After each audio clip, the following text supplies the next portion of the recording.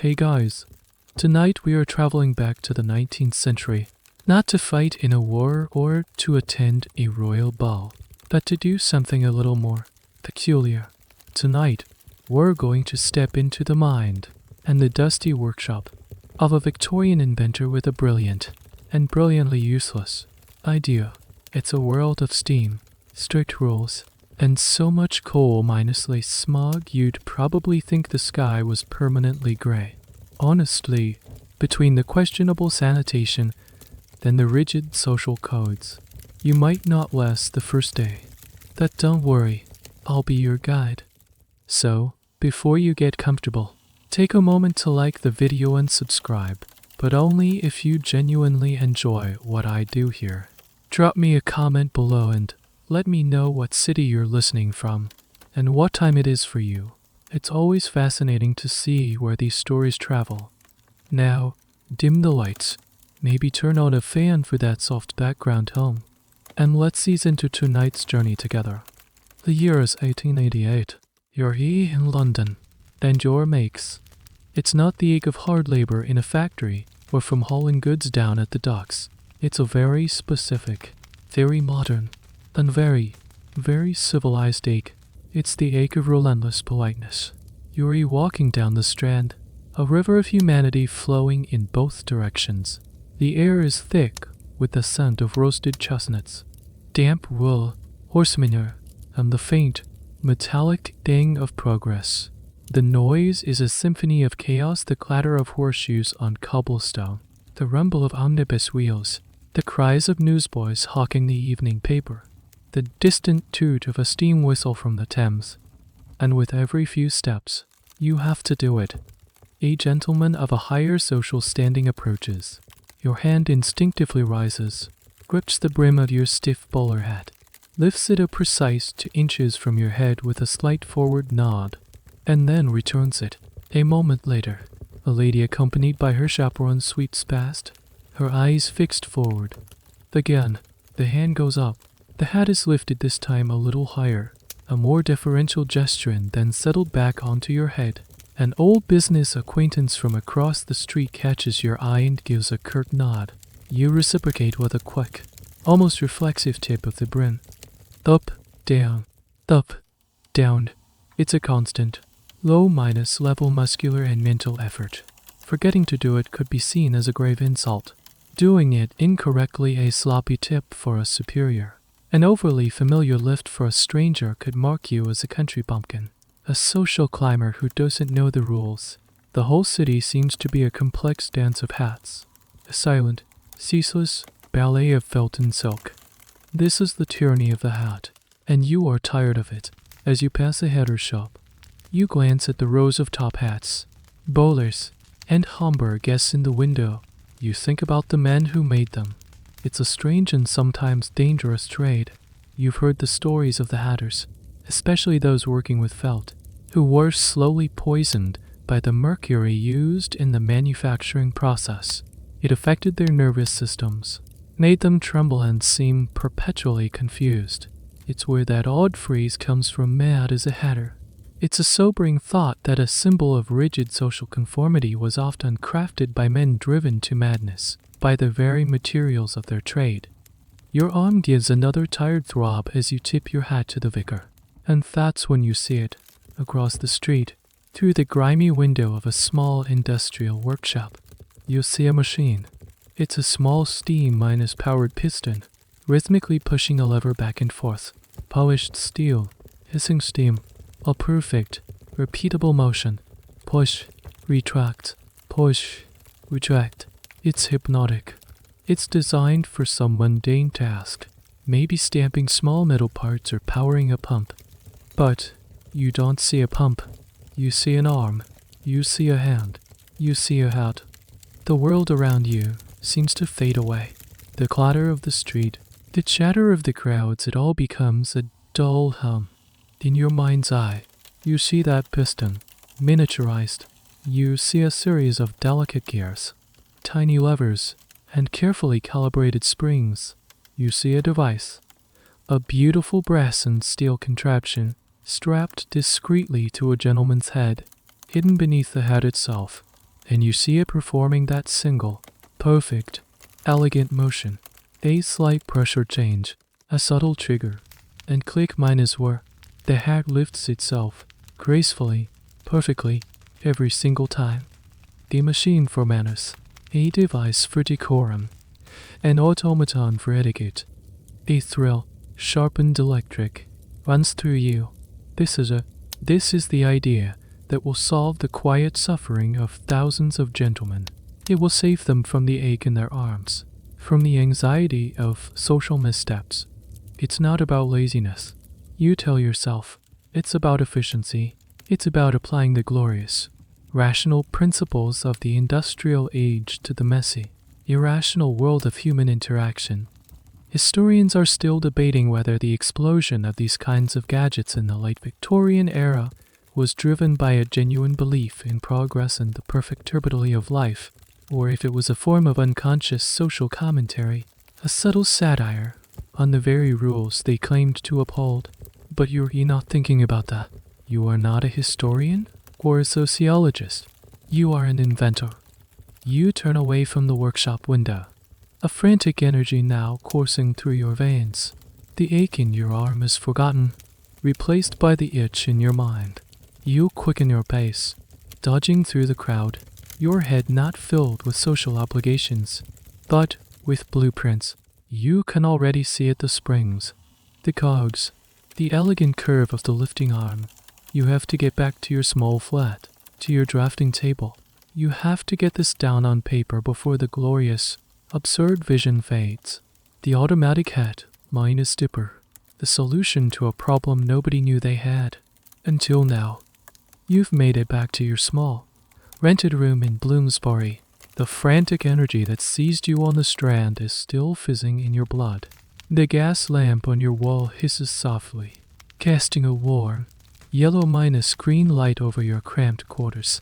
It's a typical bachelor's room, a narrow bed, a washed sand with a pitcher and bowl, a single armchair with worn minus out upholstery, and your most prized possession, a sturdy drafting table littered with schematics for other, less minus inspired inventions, a self-minus stoking fireplace grate, a fountain pen that supposedly never leaks, it does.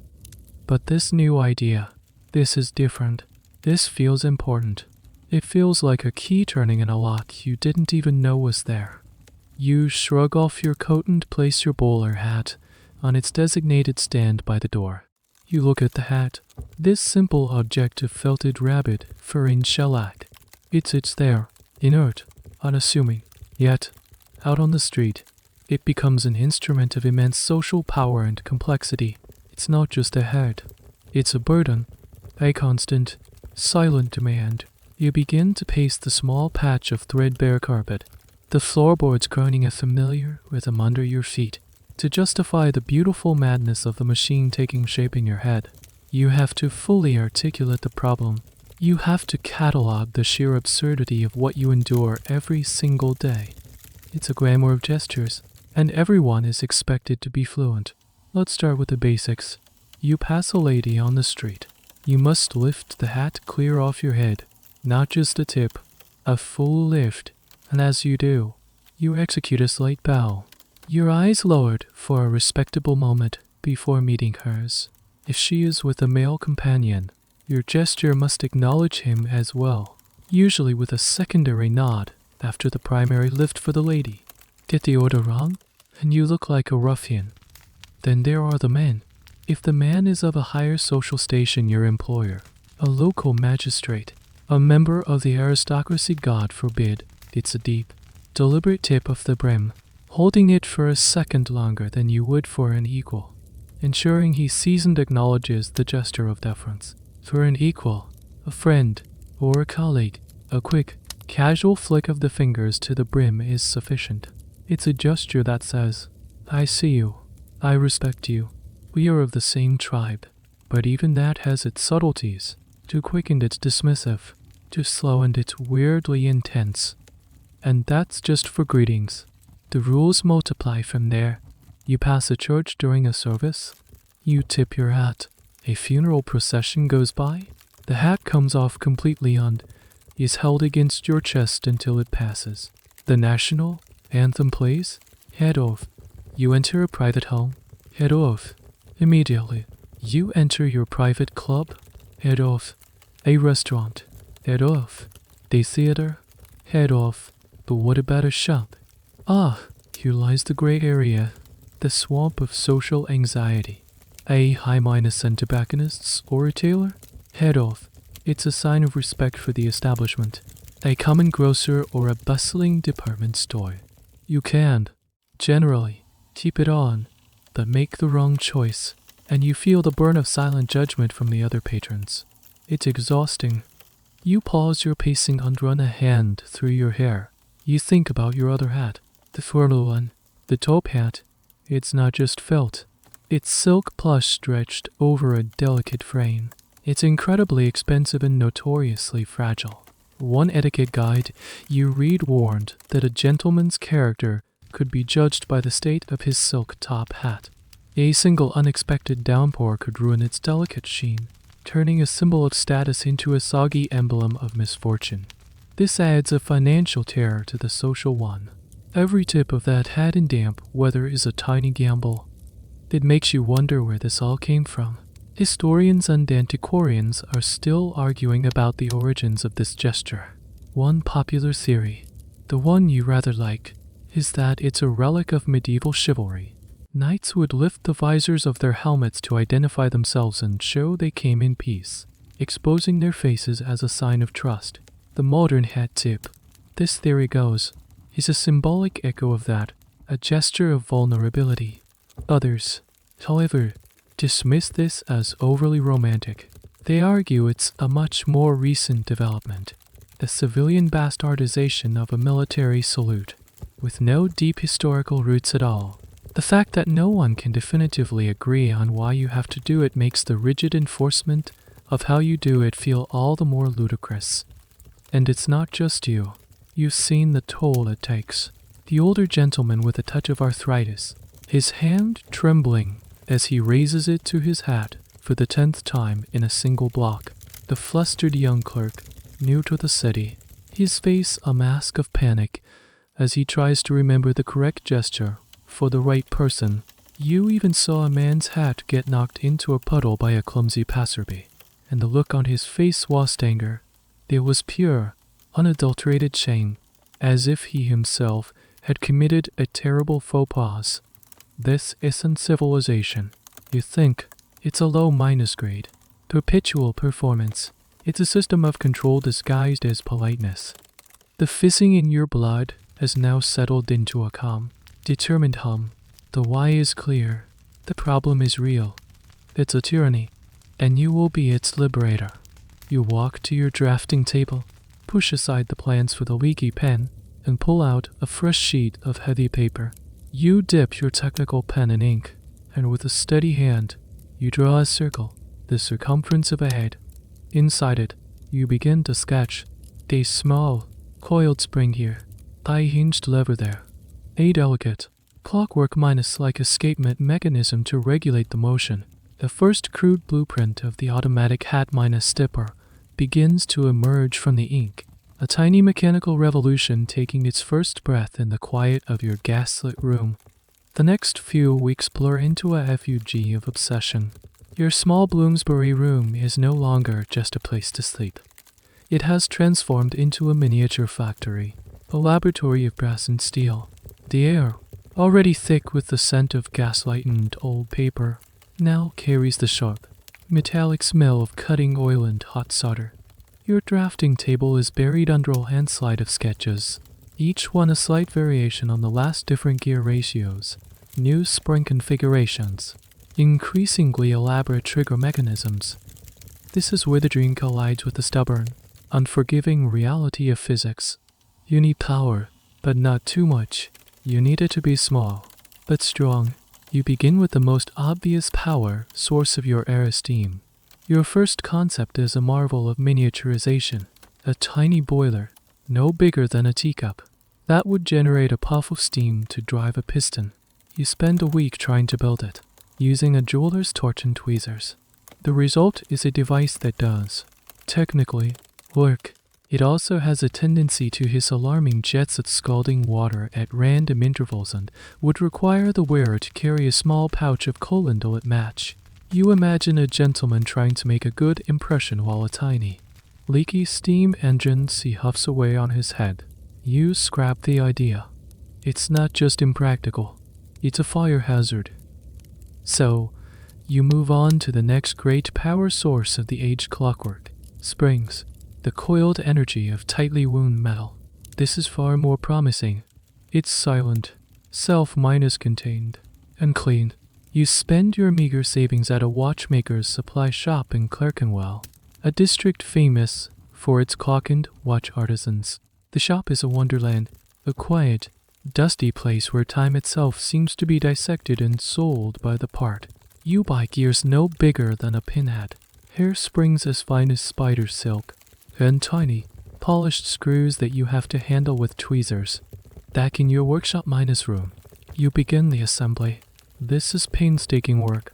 Your world shrinks to the few inches of space under your magnifying glass. You hold a gear with your tweezers, your other hand steadying a miniature screwdriver. You have to hold your breath to place a spring without it pinging off into a dusty corner of your room. Lost forever, your fingers become stained with grease and pricked by sharp edges. You learn the unique character of different metals, the soft give of brass, the unyielding strength of steel, the finicky nature of copper. Your landlord, a stern woman named Mrs. Higgins, complains about the strange clicking and whirring sounds coming from your room at all hours. You assure her it's just a new type of a plug. You're not entirely lying. The mechanism your building shares a common ancestry with the timepieces ticking away in every gentleman's waistcoat. You scavenge for parts everywhere. You buy a broken music box from a street peddler and carefully extract its spring and governor, the little fan that regulates its speed. This gives you an idea for controlling the tip. You don't want the hat to just fly off the head. It needs to be a smooth, elegant motion.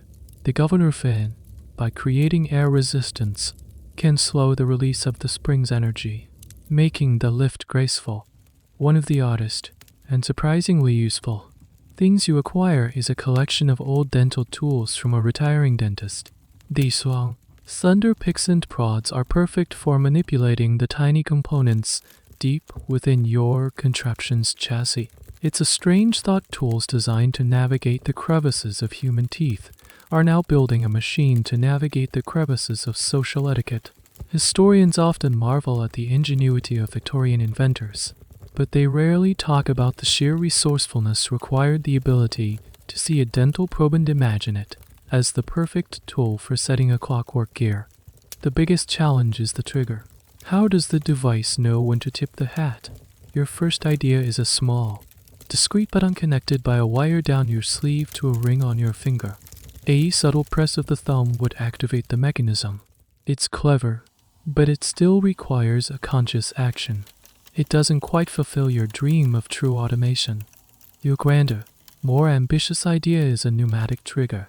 A small, sensitive air bladder, or bellows, positioned at the front of the device. The theory is that when you perform a bow or a nod, the change in air pressure and momentum would be enough to compress the bladder and trigger the lift. This would make the hat minus step a natural extension of your body's own polite gesture. It's a beautiful, elegant theory. In practice, it's a nightmare to calibrate. You spend days blowing on the tiny bellows, trying to get it to react to a gentle nod but not, say, a sudden gust of wind or the jolt of stepping off a curb. The room is now a testament to your struggle. The floor is littered with bits of rejected brass, tangled wires, and springs that have sprung their last.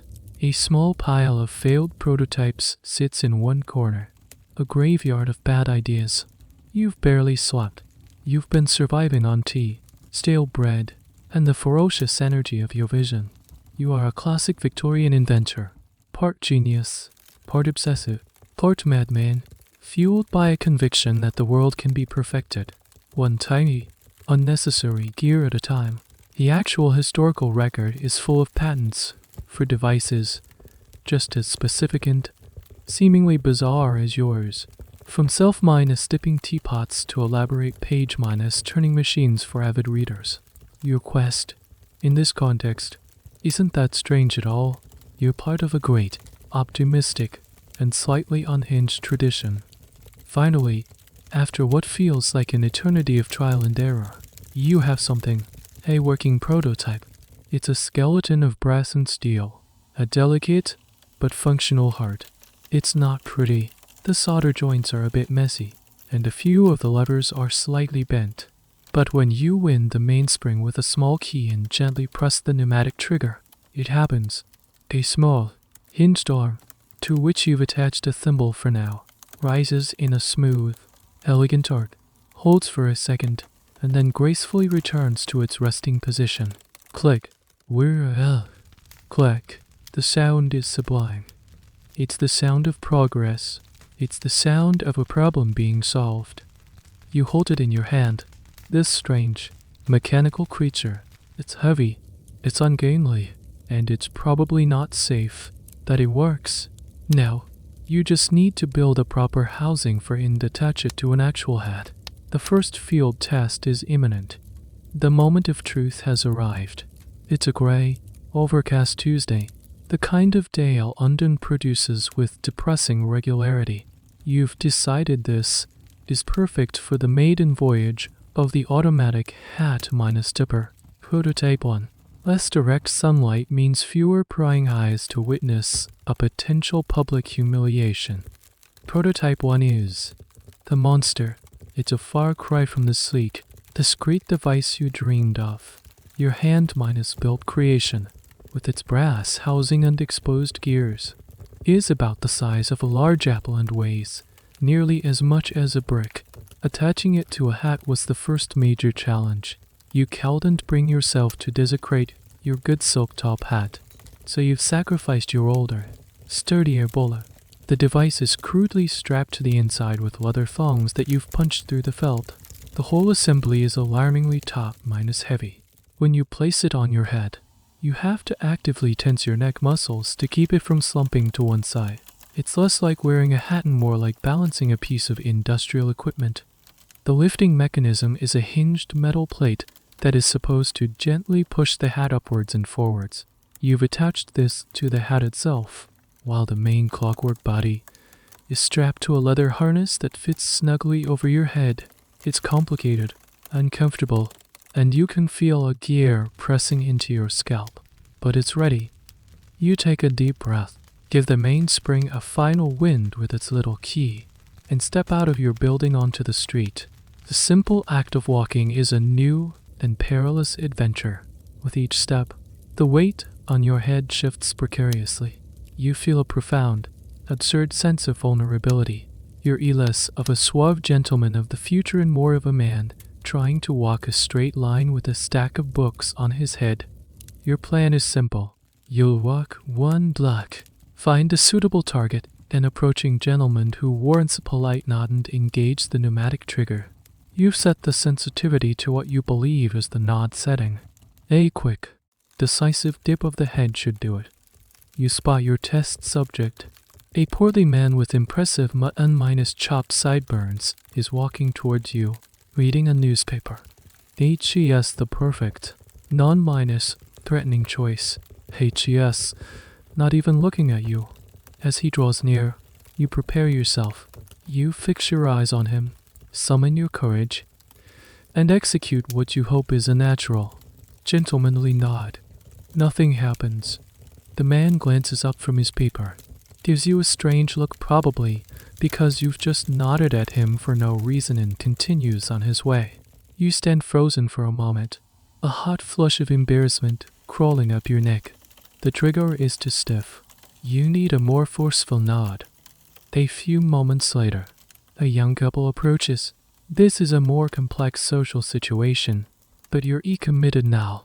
As they get closer, you take a steadying breath and try again. This time, you put your back into it. You perform a nod so deep and vigorous, it's closer to a head-bang. The result is instantaneous and spectacular. The pneumatic trigger, over-stimulated by the violent motion, engages with far more force than you anticipated. The mainspring releases its full, ungoverned power in a single, explosive burst.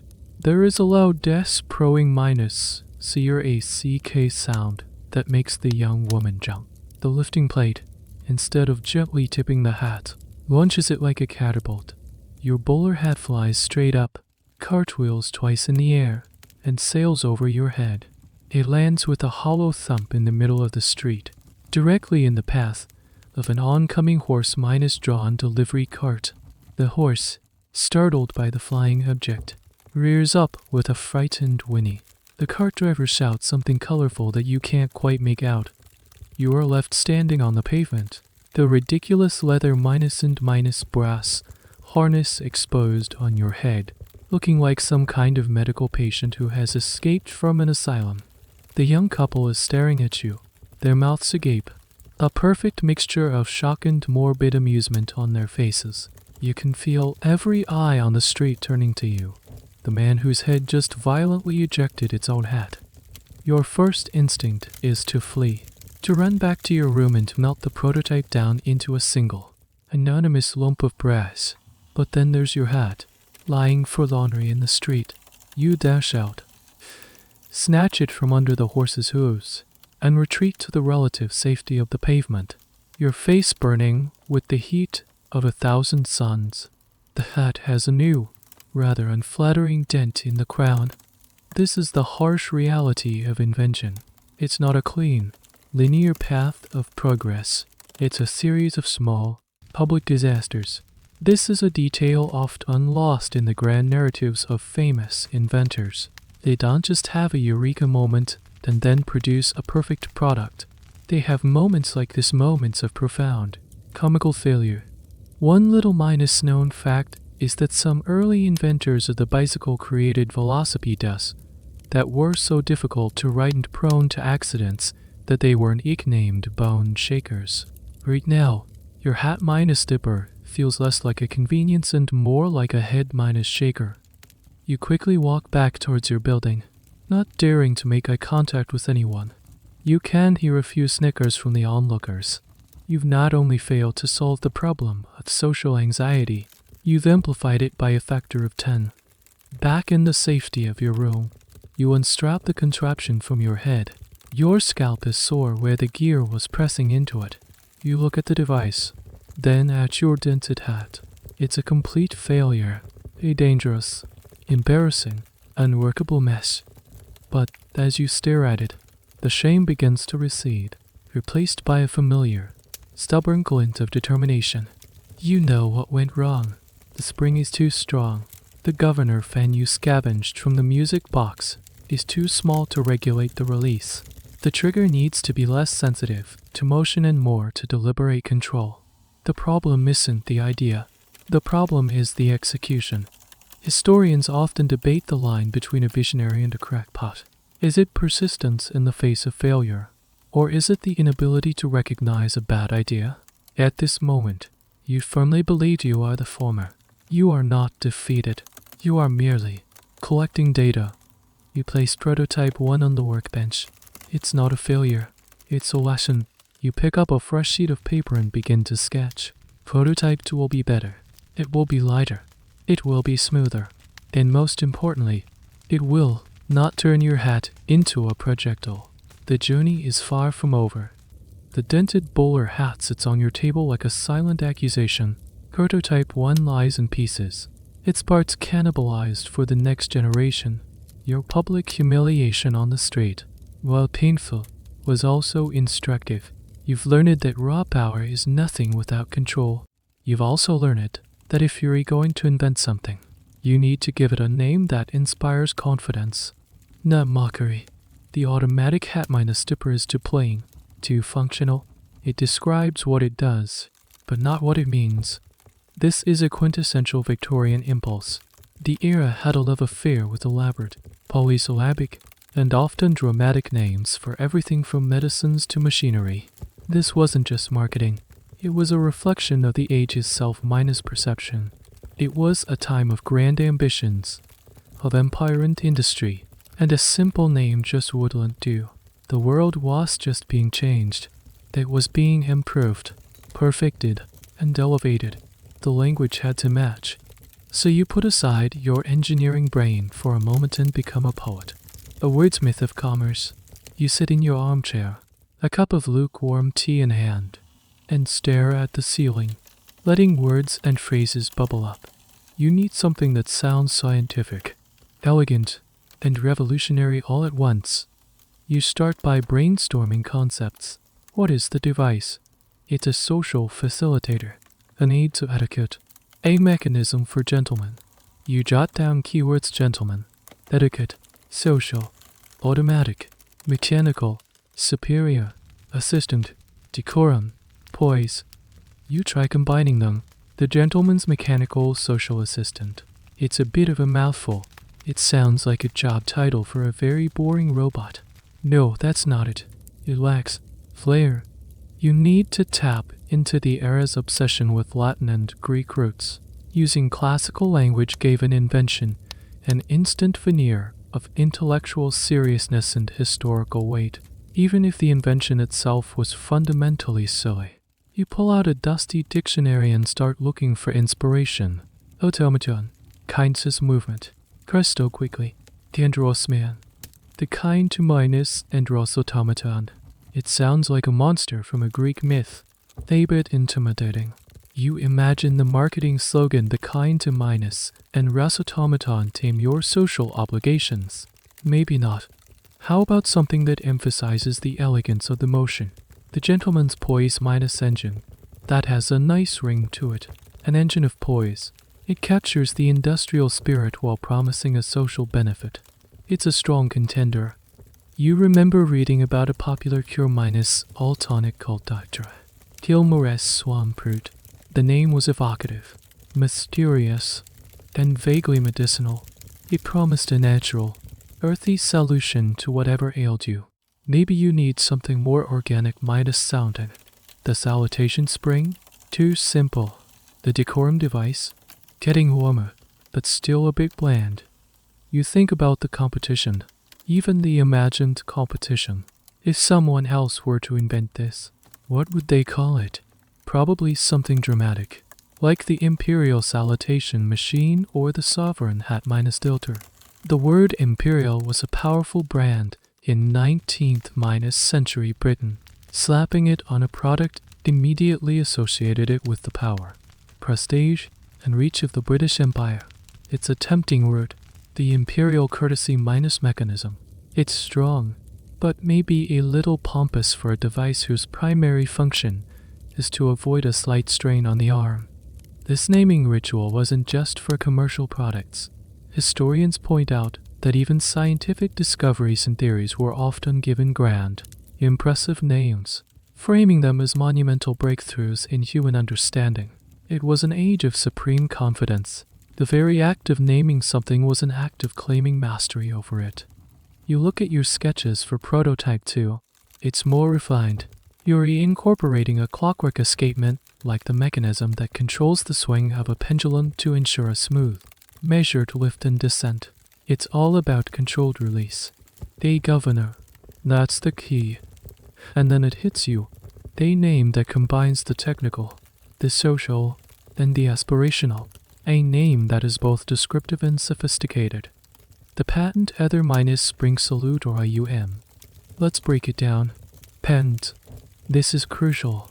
It suggests it's official, protected, a genuine innovation. Even if you don't have the patent yet, it's a statement of intent. Ether minus spring. This is your masterstroke. Ether was a hot topic in Victorian science. It was the hypothetical, invisible substance that was believed to fill all of space and allow light to travel.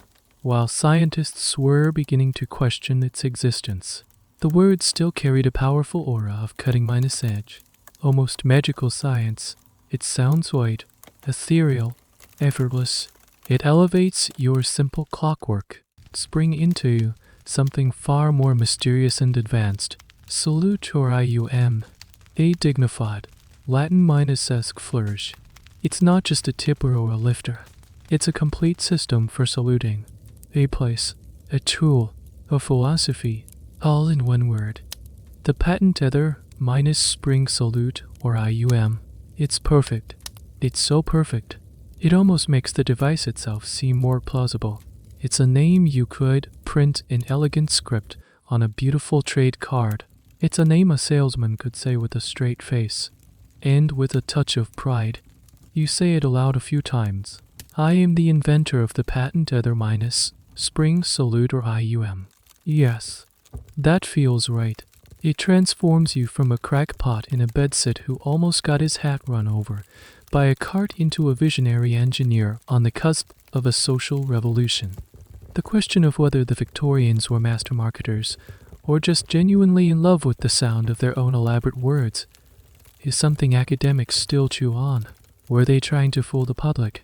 Or did they sincerely believe that a grand name could elevate a humble object? For you, in this moment, it's not a debate. The name is a blueprint for the feeling you want to sell. With the name settled, you feel a renewed sense of purpose. You're not just building a gadget anymore. You are crafting the physical manifestation of a brilliant idea, an idea with a name to match its ambition. You turn back to your workbench, picking up a tiny gear with your tweezers. The salute, or IUM, will not be a projectile minus launching monstrosity. It will be worthy of its name, elegant, ethereal, and perfectly controlled. The ghost of your public failure has been exorcised by the power of a good, solid, fantastically over minus, the minus stop name. The name the patent tether minus spring salute, or IUM, echoes in your mind, a constant source of motivation. But the first word of that glorious title, patent, is a hurdle you have yet to clear. An idea, no matter how brilliant, is worthless if it isn't protected. In the fiercely competitive industrial landscape of London, an unprotected invention would be stolen and copied before your first prototype cooled on the workbench. So, your next destination is the patent office. You put on your least minus dented hat, gather your most professional minus looking schematics for prototype to now neatly redrawn with the grand new name inscribed at the top, and make your way to the formidable building on Chancery Lane. The patent office is the gatekeeper of innovation, the place where dreams are either officially sanctified or dismissed as unorganic. Walking into the grand hall is like stepping into a library of ambition. The air smells of old paper, bookbinding glue, and faint, lingering anxiety. Clerks with ink minus stained fingers scurry about, carrying stacks of documents dyed with ribbon. Inventors, a motley crew of anxious minus looking men, sit on hard wooden benches, clutching leather portfolios to their chests. You can almost see the gears turning in their heads, the frantic calculations and last minus minute doubts. You are among your people, the hopeful, the obsessed, the slightly mad. To apply for a patent, you must first search the existing records to ensure your idea is truly novel. This means descending into the archives, a labyrinth of shelves, groaning under the weight of past inventions. A dry, humorless clerk points you toward a cavernous room and leads you to it. You are confronted with thousands of patent specifications, each one a little window into the hopes and follies of the human mind. You start searching for anything related to hats, etiquette, or automated clothing. At first, you find nothing. Your heart soars. You might be the first, but as you dig deeper, you begin to uncover the sheer, wonderful weirdness of the Victorian inventive spirit. You find a patent for a ventilating top hat, which features a small, hand-minus-cranked fan on the inside to cool the wearer's head. You see diagrams for an aquatic walking machine, a pair of pontoon-minus-like shoes that supposedly allow a gentleman to stride across a lake you have serious doubts about its stability. There's a design for a typo-minus-graphical composing and distributing machine that is so mind-minus-bogglingly complex, it would require 3 men just to operate its levers and pedals. You stumble upon a whole category of inventions designed to solve minor domestic annoyances. There's a patent for a device to automatically butter toast, which involves a series of heated rollers and a butter reservoir. There's an anti-minus-garotink robot, a reinforced necktie with hidden spikes, designed to thwart street criminals. It's a strange mix of profound optimism and deep minus-seated paranoia. Then you find it. A patent from 20 years prior for a mechanical saluting apparatus. Your stomach plummets. It's a crude device, powered by a bellows hidden in a waistcoat pocket that the user would squeeze. The diagrams show a system of levers that would jerk the head upward. It's clunky, obvious, and lacks any of the clockwork elegance of your salute or IUM. You read the specifications closely. It was never put into production. A failed idea that exists only on this brittle paper. You breathe a sigh of relief. Your use of a refined, self-contained clockwork mechanism and the advanced ether- bring your brilliant marketing term for a simple coil makes your invention substantially different. It's a close call, but you're safe. Your idea is novel enough. This strange patent graveyard highlights a fascinating aspect of invention. Historians are still trying to figure out how many of these thousands of registered patents were ever actually produced. It's believed that a vast majority of them, perhaps over 90%, never went beyond the paper stage. They were dreams, defensive claims, or the products of obsessive minds who had the technical skill to design something but not the business acumen or capital to manufacture it. The Patent Office, in this sense, is not just an archive of successes, but a mausoleum of beautiful, impractical failures. Feeling more confident, you proceed to the application stage. This involves filling out extensive paperwork, describing your invention in excruciating detail, from the exact number of teeth on each gear to the tensile strength of the mainspring. The language must be precise, legalistic, and utterly devoid of the poetic flair of your chosen name. You must claim what is unique about your invention, the specific combination of a clockwork escapement with a pneumatic trigger for the purpose of tipping a hat. The process is expensive. The fees for filing, examination, and sealing the patent are significant. A major chunk of your life savings. It's a huge gamble. You're betting everything on this strange little machine. You submit your documents to a stern-faced clerk who doesn't even blink at the title patent tether-spring salute or IUM. He stamps your papers with a loud, satisfying thud and tells you that you will be notified of the examiner's decision in due course. Walking out of the patent office and back into the London smog, you feel a sense of accomplishment. You've navigated the bureaucratic maze. You've seen the ghosts of inventions past and confirmed your own originality. You have staked your official claim. The salute or IUM is no longer just an idea in your head or a prototype on your bench. It is now a pending application, a piece of intellectual property, a legitimate contender in the grand theater of progress. Now comes the hard part, the waiting. And while you wait for the official seal of approval, you have another, equally daunting task ahead, finding someone who will actually pay to have this thing made. You need to find an investor. The patent application is filed, a neat stack of paper representing all your hopes and a significant portion of your cash. But a patent is just a permission slip. It isn't a factory. To turn your beautiful brass and steel prototype into a product that people can actually buy, you need something far more elusive than a good idea. You need capital. You need to convince a man with a fat wallet that the world is crying out for an automated hat-tipping machine. Your target is a man named Mr. Abernethy. Josiah Abernethy is what they call new money. He made a fortune in textiles, specifically in the mass production of cheap, sturdy work shirts. HES, a man of industry, not of breeding. He owns a factory that chugs out smoke and profits in equal measure. But he secretly yearns for the one thing his money can't easily buy: social acceptance. He has a large house in a fashionable part of town, but the old money aristocrats still look down their noses at him.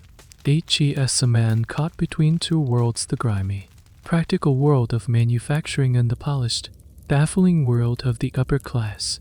You believe this makes him the perfect investor. He understands machines, and he desires status. Your salute or IUM is the bridge between those two worlds. You manage to secure a meeting through a letter of introduction from a distant acquaintance. The letter, you suspect, was read more for the quality of its expensive stationery than for the name of the person who signed it. You are instructed to present yourself at Mr. Abernathy's home at 3 o'clock on Thursday. You spend the 2 days prior in a state of nervous preparation. You build a new prototype. Prototype 0.5. This one is encased in a polished mahogany shell, with only a small, elegant brass keyhole visible. It's still a bit bulky, but it looks less like a bomb and more like a luxury scientific instrument. You practice your pitch in front of the small mirror in your room, trying to sound confident and visionary. On the appointed day, you arrive at Abernathy's townhouse. The door is opened by a butler who looks at you with an expression of profound disapproval, as if the very act of your standing on the doorstep has lowered the property value. He leads you through a hall filled with paintings that are too large and furniture that is too ornate, a classic display of a man trying to purchase taste. Mr. Abernathy is waiting for you in his study. He is a large man with a florid face and a waistcoat that struggles to contain his prosperous belly. He is gruff, direct, and radiates an aura of deep impatience. He doesn't ask you to sit. Right then, he grunts, looking at the mahogany boxer you're holding. My man tells me you've invented something. Another blasted automatic teapot. If it is, you can see yourself out. I've had 3 of those pitched to me this month. No, sir, you say, your voice a little shakier than you'd hoped. It is a social aid, a device to ensure perfect etiquette in all public encounters. I call it the patent tether minus spring salute or IUM. Abernathy raises a skeptical eyebrow. The what minus now? This is your moment. You launch into your carefully rehearsed pitch. You speak of the tyranny of the hat, the endless social pressures, the risk of a faux pas. You describe your device not as a convenience, but as an essential tool for the modern gentleman who wishes to navigate the complexities of society with effortless grace. You emphasize the precision, the clockwork elegance, the other minus spring that makes it all possible. He listens, his expression unreadable. You can't tell if HES intrigued or just waiting for you to stop talking so he can have you thrown out. Let's see it, he says, cutting you off mid-minus sentence. With trembling hands, you open the case and present the prototype. He picks it up.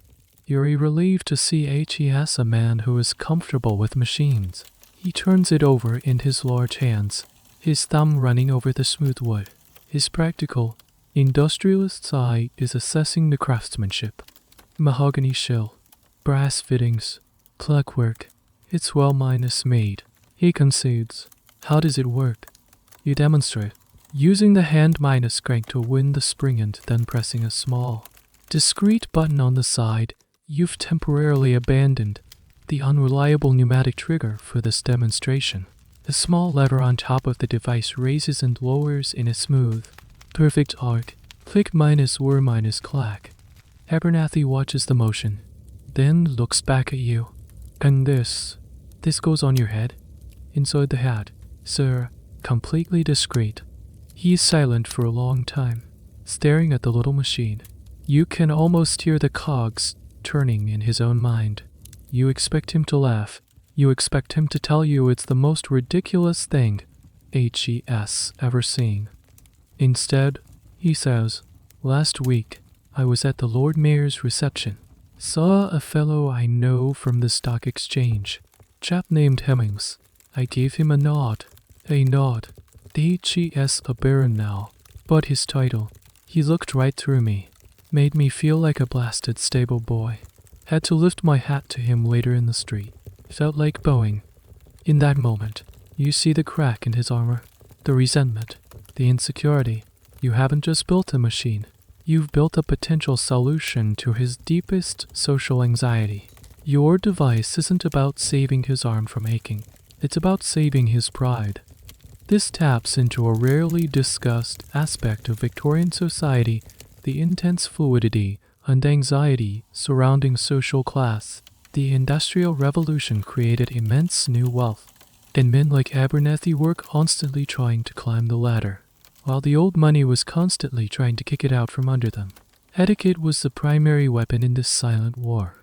A missed hat tip wasn't just bad manners. It was a declaration of social inferiority. Whether Abernethy consciously understands, this is a point historians might debate, but you see the raw nerve you've touched. My salute or IUN. Mr. Abernethy, you say softly, will never fail to offer the correct, respectful gesture. It makes politeness a science, not an art. It puts the user in control. He places the device back in its box and walks to the window, staring out at the street. It's a daft idea, he says, almost to himself. Completely absurd. He turns back to you. But the world is full of daft men who pay a pretty penny to avoid looking like a fool. How much do you need to start production? Your heart leaps. It's the most beautiful question you have ever heard. You give him the figure you rehearsed. A sum that had seemed impossibly large in your little room, but suddenly feels entirely reasonable in this opulent study. He grunts again. You'll have my solicitor draw up the papers. You'll own 75% of the company. You'll be the chief engineer and the junior partner. Take it or leave it. 75%. It's a steep price. He'll own the lion's share of your dream, but it's a dream that, without his money, will never leave your workbench. It's the classic inventor's dilemma: creative control versus commercial reality. They'll take it, you say, without a moment's hesitation. You've done it. You've found your money bags. The patent ether, minus spring salute, or IUM is about to become real. With Mr. Abernethy's capital secured, your world transforms overnight. You move out of your cramped Bloomsbury flattened into a small but respectable office near his textile factory in Southwark. The romantic, solitary phase of invention is over. Now begins the noisy, grimy, and exhilarating process of mass production. Mr. Abernethy, true to his nature, is a man of action. He doesn't want to build a new factory for your daft idea. He allocates a forgotten, dust-minus choked corner of his existing textile mill to the Salute or IUM enterprise. Your new workspace is a cavernous brick-minus walled room with high, grimy windows that let in slivers of gray and in light. The air is thick with the smell of machine oil, hot middle, and the ever-minus present scent of damp wool from the main factory floor. The rhythmic thump of the giant steam engine that powers the entire mill is a constant, vibrating heartbeat that you feel in your teeth and bones. This is the micro-level reality of the Industrial Revolution. It's not an abstract concept from a history book. It's a century assault. It's the roar of machinery, the hiss of steam, the shouts of men over the din. You now have a small team of workers, men borrowed from Abernethy's regular workforce. They are not delicate watchmakers or artisans. They are factory hands, men with calloused, grease-stained fingers, more accustomed to wrestling with giant looms than assembling your miniature clockwork devices. Your first task is to translate your delicate prototype into something that can be manufactured efficiently and cheaply. This is a brutal lesson in compromise. The beautiful mahogany casing? Too expensive. Abernethy insists on stamped tin. The fine, hand-file brass gears? They are replaced with cheaper, cast-iron ones. Every elegant curve you designed is straightened. Every non-minus essential component is eliminated. Your beautiful Salute or IUM is being systematically stripped down to its bare, functional bones. It's a painful process, like watching a thoroughbred racehorse being turned into a plow mule. You clash constantly with the factory foreman, a grizzled, pragmatic man named Briggs. Briggs sees your invention as a pointless FRY, a distraction from the serious business of making shirts. This little cog here, you might say, pointing to a schematic, its teeth must be beveled at a precise 30- degree angle to ensure a smooth engagement. Briggs will squint at the drawing, wipe his oily hands on a rag, and reply, "Beveling takes time. Time is money. Can't we just use a standard straight minus cut gear? It'll make a bit of a clatter, but it'll do the job." Every conversation is a battle between your vision of perfection and his vision of profitability. More often than not, Briggs and Abernathy win. The final product will not be the silent, ethereal device you imagined. It will be a sturdy, functional, and slightly noisy machine. The click minus whir minus clack of your prototype becomes a more industrial clunk minus grind minus snap. You also get a crash course in the social dynamics of the factory floor. You are the inventor, the gentleman in the clean collar, and the workers view you with a mixture of suspicion and curiosity. They are the ones who have to perform the repetitive, wind minus numbing tasks of stamping the casings, cutting the springs, and assembling the components, all for a wage that is a tiny fraction of the projected profits.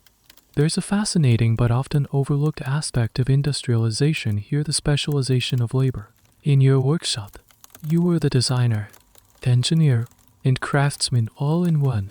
Here, the process is broken down into dozens of tiny, repetitive steps. One man spends his entire day cutting lengths of wire for the triggers. Another operates a press that stamps out the lifting plates, a monotonous cur minus chunk that marks the passing of his day. It's incredibly efficient, but it strips the craft and soul from the work. Historians still debate the full psychological impact of this transition from holistic craft to fragmented labor on the 19th century worker. You are witnessing it firsthand. One day, you find a small, whimsical modification one of the workers has made on the inside of a tin casing where no customer would ever see it. He has scratched a tiny, crude caricature of a man whose hat is flying off his head. It's a small act of creative rebellion, a human touch in the midst of mechanical reproduction. You should be annoyed at the defacement of your product, but instead, you feel a strange sense of connection. You quietly let it pass. Despite the compromises, seeing the production line take shape is thrilling. Crates of raw materials come in one end of the room, and at the other end, a steady trickle of finished solute or IUMs emerges. They are packed into small cardboard boxes, with a leaflet you designed yourself, featuring an elegant drawing of a gentleman tipping his hat. The drawing, of course, shows a far more graceful device than the one in the box and the proud title, the Abernathy Co. Patent tether minus spring salute, or IUM, the modern gentleman's indispensable companion. Abernathy had insisted on his name being first and foremost. Within a few weeks, you have a stockpile of several hundred units. They sit on shelves, silent and ready. The factory noise, the arguments with Briggs, the smell of oil and smog, it all fades away when you look at them. You've done it. You've turned an idea, a fleeting vision on a busy street, into a tangible, manufactured object. You are no longer just an inventor. You are a producer, the captain of a very, very small industry. Now, you have to sell them. Abernathy is growing impatient. His investment is sitting on these shelves, collecting dust. It's time to show London and the world the miracle of automated etiquette. It's time for a public demonstration. And this time, you're determined not to launch your hat into the path of a horse. Mr. Abernathy, being a man who understands promotion, declares that the salute or IUM needs a grand public debut. He dismisses your traumatic first field test as a pre-production mishap. This time, it will be official, organized, and, in his words, unavoidably impressive. He chooses the venue Hyde Park on a Sunday afternoon. It's the perfect stage. Hyde Park on a Sunday is the living theater of London society. Everyone who is anyone and everyone who wants to be seen by anyone is there, strolling along the Serpentine, riding in carriages, and engaging in the complex ritual of seeing and being seen. It's the natural habitat of your target audience. Abernathy arranges for a small, slightly elevated platform to be erected near Rotten Row, the famous bridle path. He hires a small brass band to attract a crowd and has his textile company's delivery cart, freshly painted, bring in a large crate of your product. The plan is for you, the inventor, to demonstrate the salute or ayum his flawless operation. You are filled with a deep, liquid dread. The memory of the flying bowler hat is seared into your brain. You've tested the production models. Of course, they are functional. The clunky, cast- iron gears and the stamped - encasing make a rather agricultural sound, a sort of clonk -crs, these -dhwump, that they do work.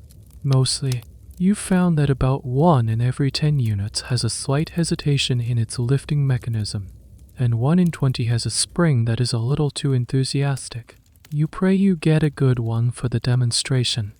The day arrives, bright and unforgivingly sunny.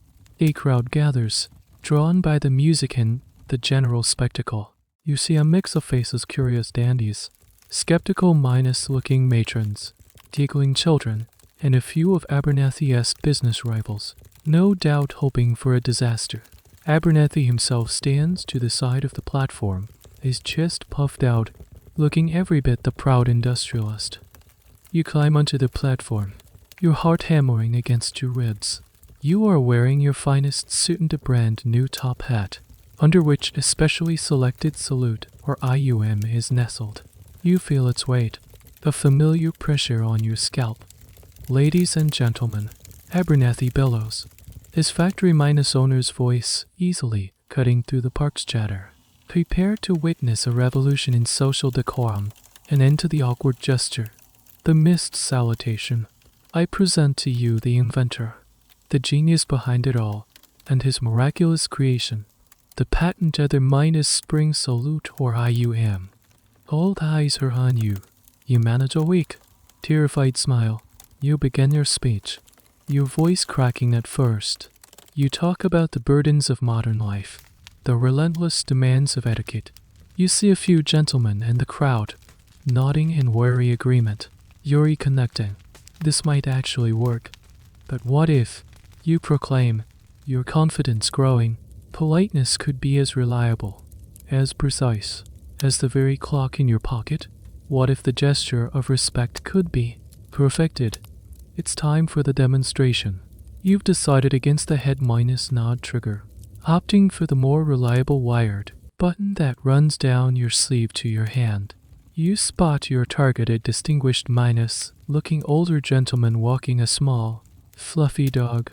As he passes the platform, you turn to face him, give a slight bow, and discreetly press the button.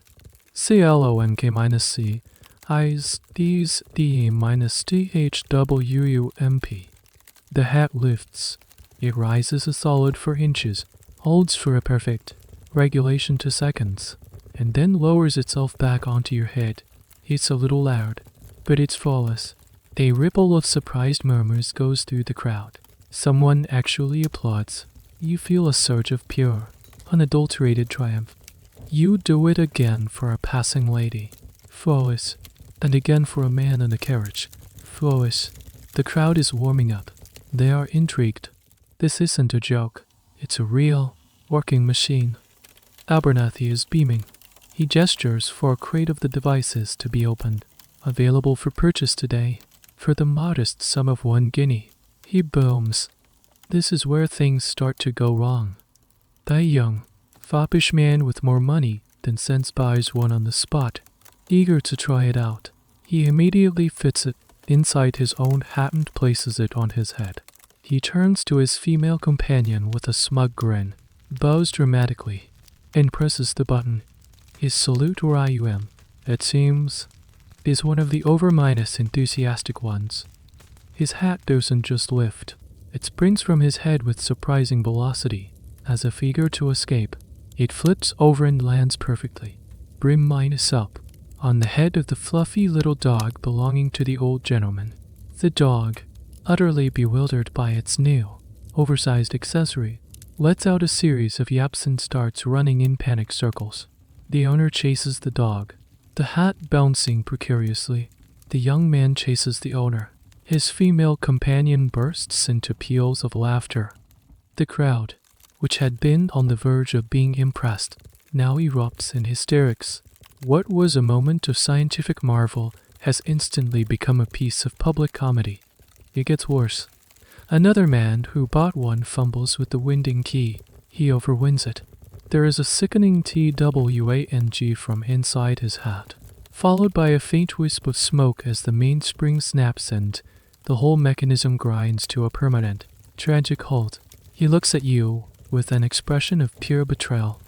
This kind of public demonstration was a double-edged sword for Victorian innovators.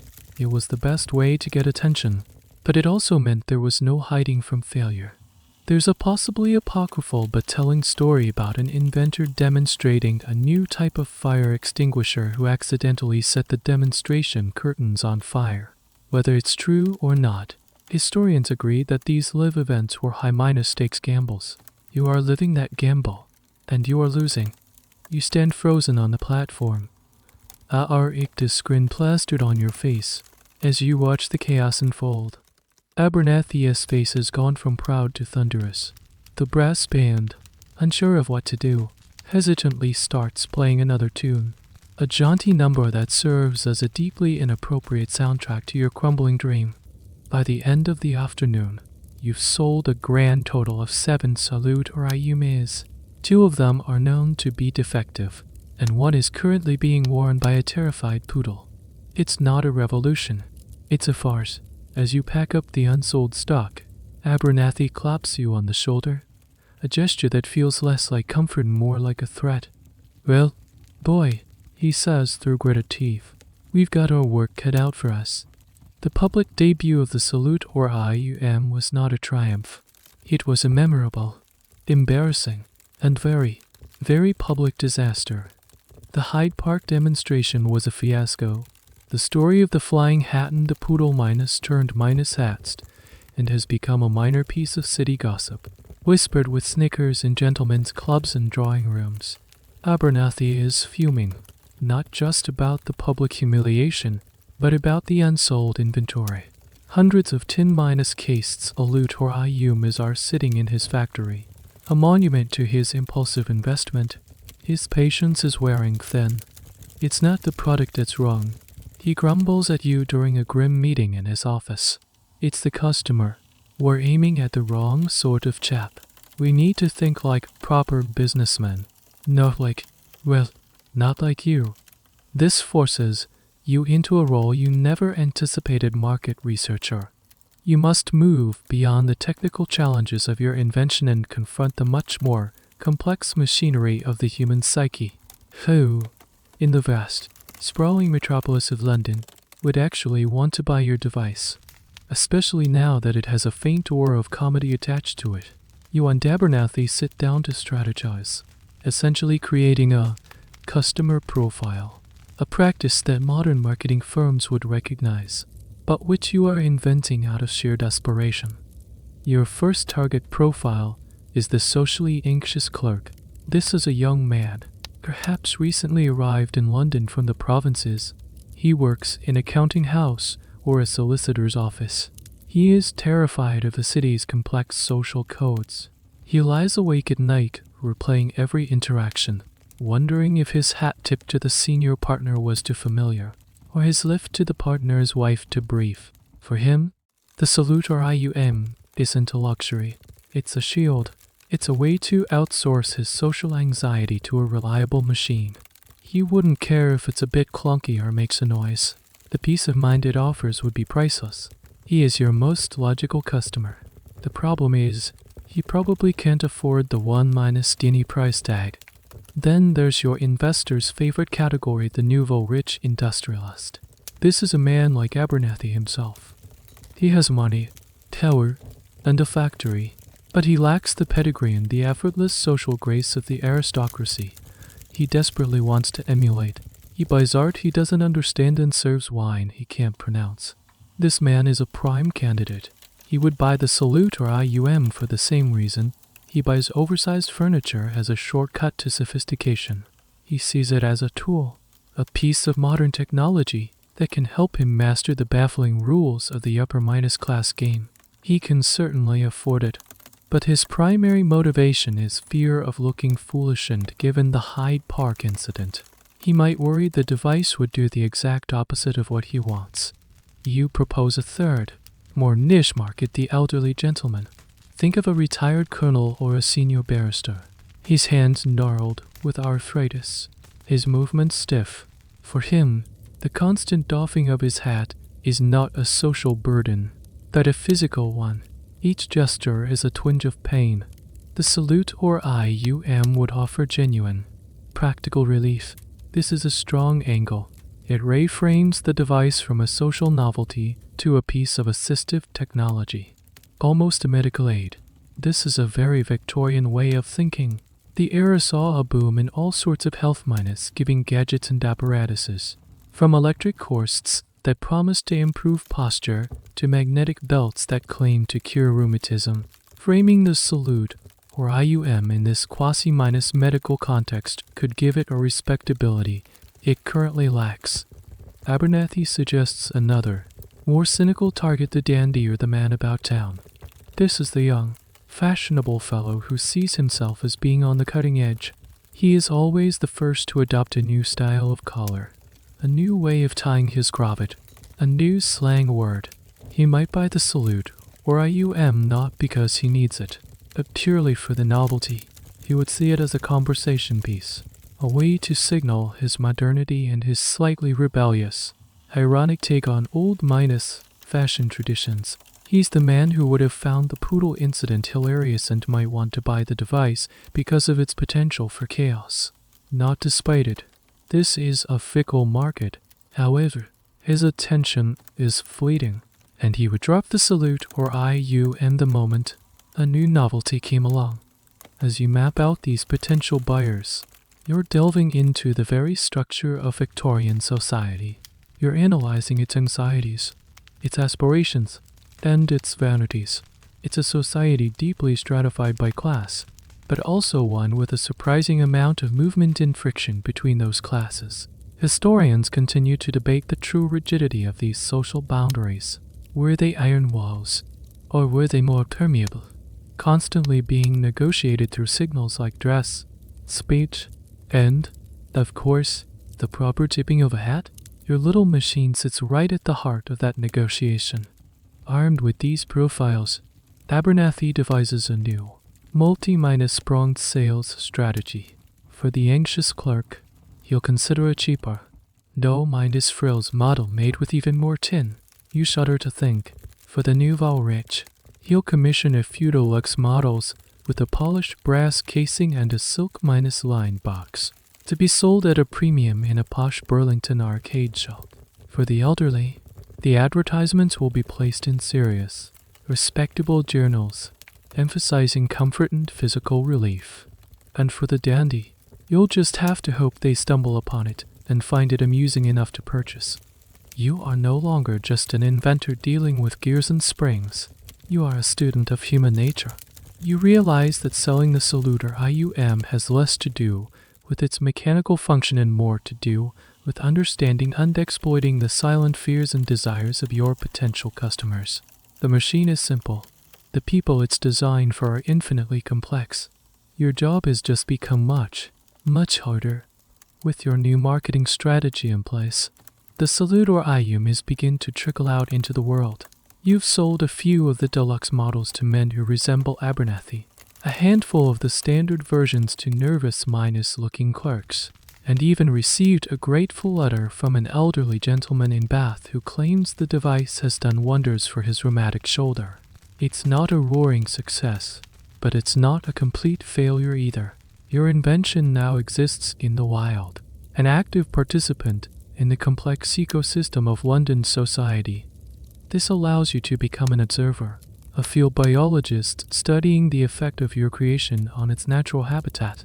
Specifically, you become fascinated by how the salute or IUM is perceived in that most delicate and high-minus stakes of Victorian rituals courtship. How do women react when a potential suitor's hat tips itself? You spend your lunch hours in the parks and on the fashionable thoroughfares where courting couples promenade. It's a carefully choreographed dance. A young man and woman walk together, always with a chaperone a few paces behind. A human buffers on ensuring no impropriety. Every interaction is public, every gesture scrutinized. One afternoon, you spot one of your devices in action. The young man, well minus dressed but with an air of profound awkwardness, is strolling with a young lady and her hawk minus side mother. You recognize him as the son of one of Abernathy's suppliers. He clearly bought the device to boost his confidence. As they approach another couple, the young man prepares for the crucial hat minus dip. Instead of the potentially clumsy manual gesture, he discreetly presses the button in his palm. CLONK-C is DZ-DHWUMP. The hat lifts, hovers, and descends. It's mechanically perfect, if somewhat noisy. Gesture of respect. The young man beams, proud of his technological prowess. Dio, however, are focused on the reactions of the women. The young lady's reaction is fascinating. First, there's a flicker of surprise, her eyes widening at the unexpected sound and motion. This is followed by a barely suppressed smile. It's not a mocking smile, like the ones in Hyde Park. It's a smile of genuine amusement, of delight in the novelty. The machine is a spectacle, a little piece of theater in the middle of a stuffy afternoon walk. It makes the young man interesting. HES not just another suitor. HES the one with the mechanical hat. The chaperone's reaction, however, is one of stern disapproval. Her lips press into a thin, hard line. To her, this is not charmingly modern. It's a trick. It's cheating. Politeness, in her view, should be an expression of character, of proper upbringing.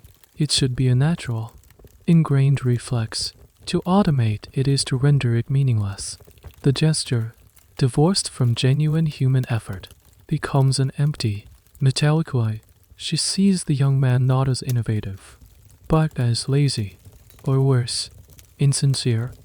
Herein lies a deep cultural tension of the Victorian era. It was a society obsessed with both industrial progress and the idea of innate moral character.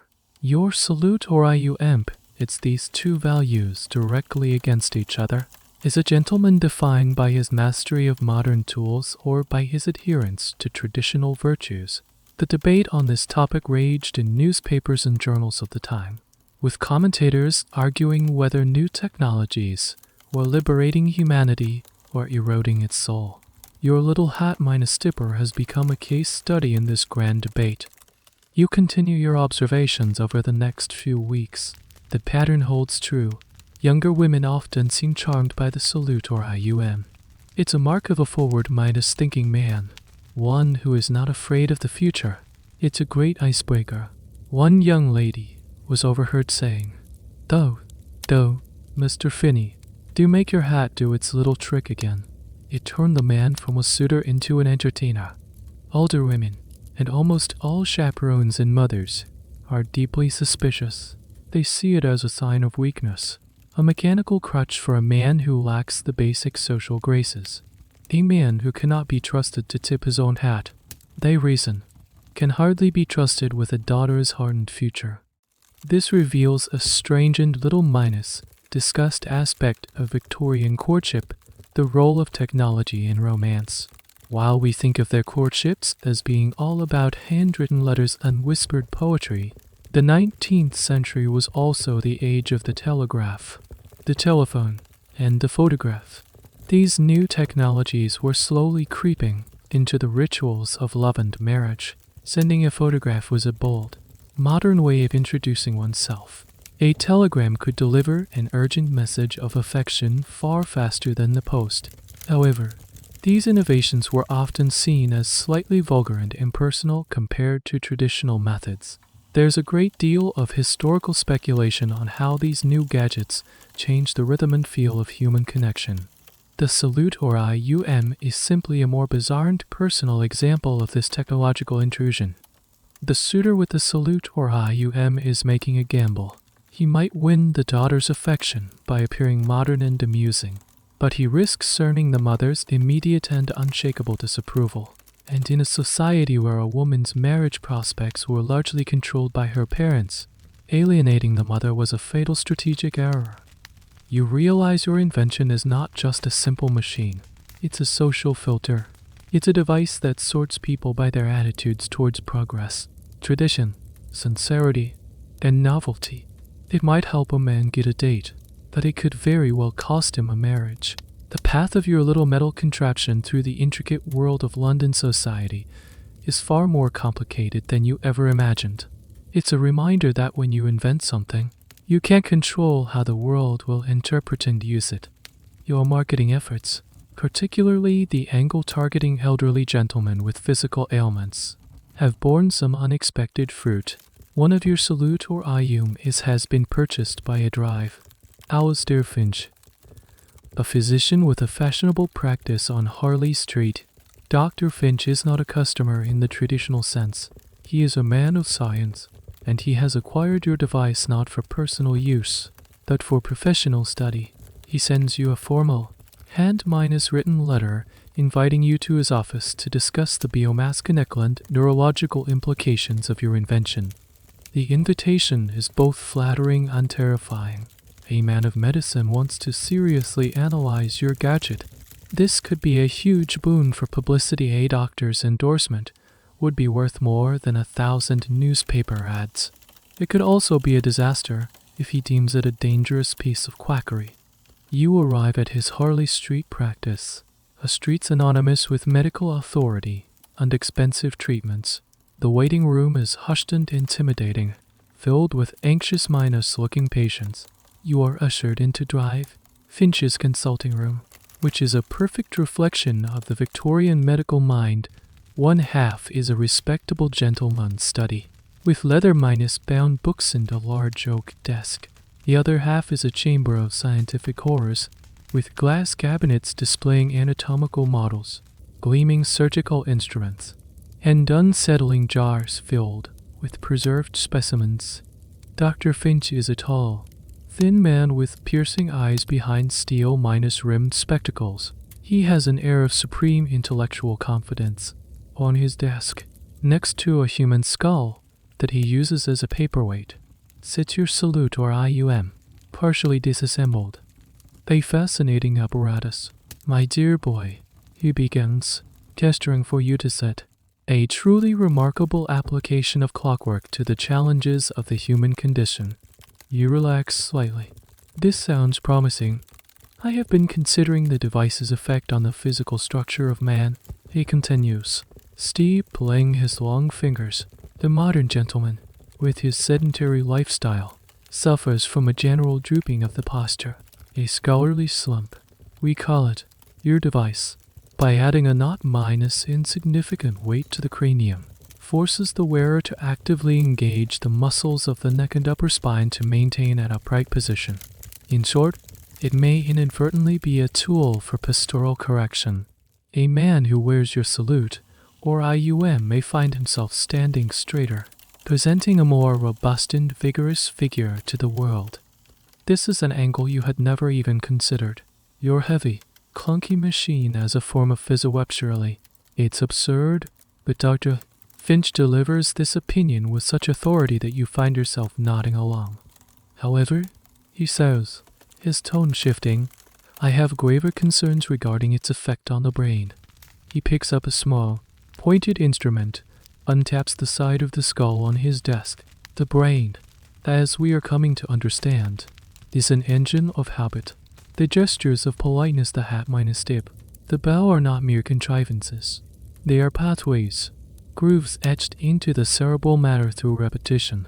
They are the physical manifestation of a well-ordered mind. He leans forward, his expression intense.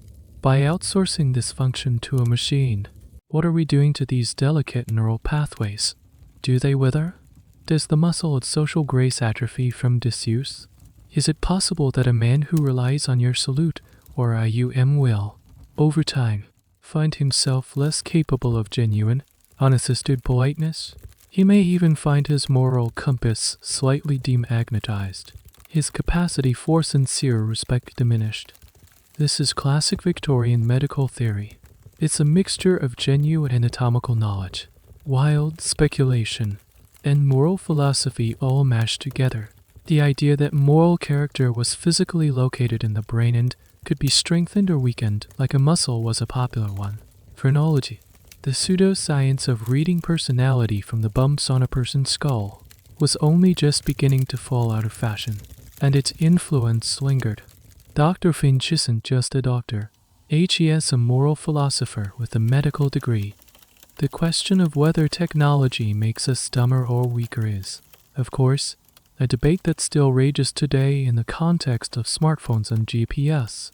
Historians see this as a recurring techno-minus panic that appears whenever a new invention changes a fundamental human habit. Dr. Finch is an early, eloquent voice in this long-minus running argument. Furthermore, the doctor adds, warming to his theme, consider the phenomenon of phantom limb in amputees. The brain retains a memory, a ghost of the missing appendage. I hypothesize a similar, though inverted, condition could arise from your device, a phantom gesture. A man becomes so accustomed to the machine's action that his own arm forgets its duty.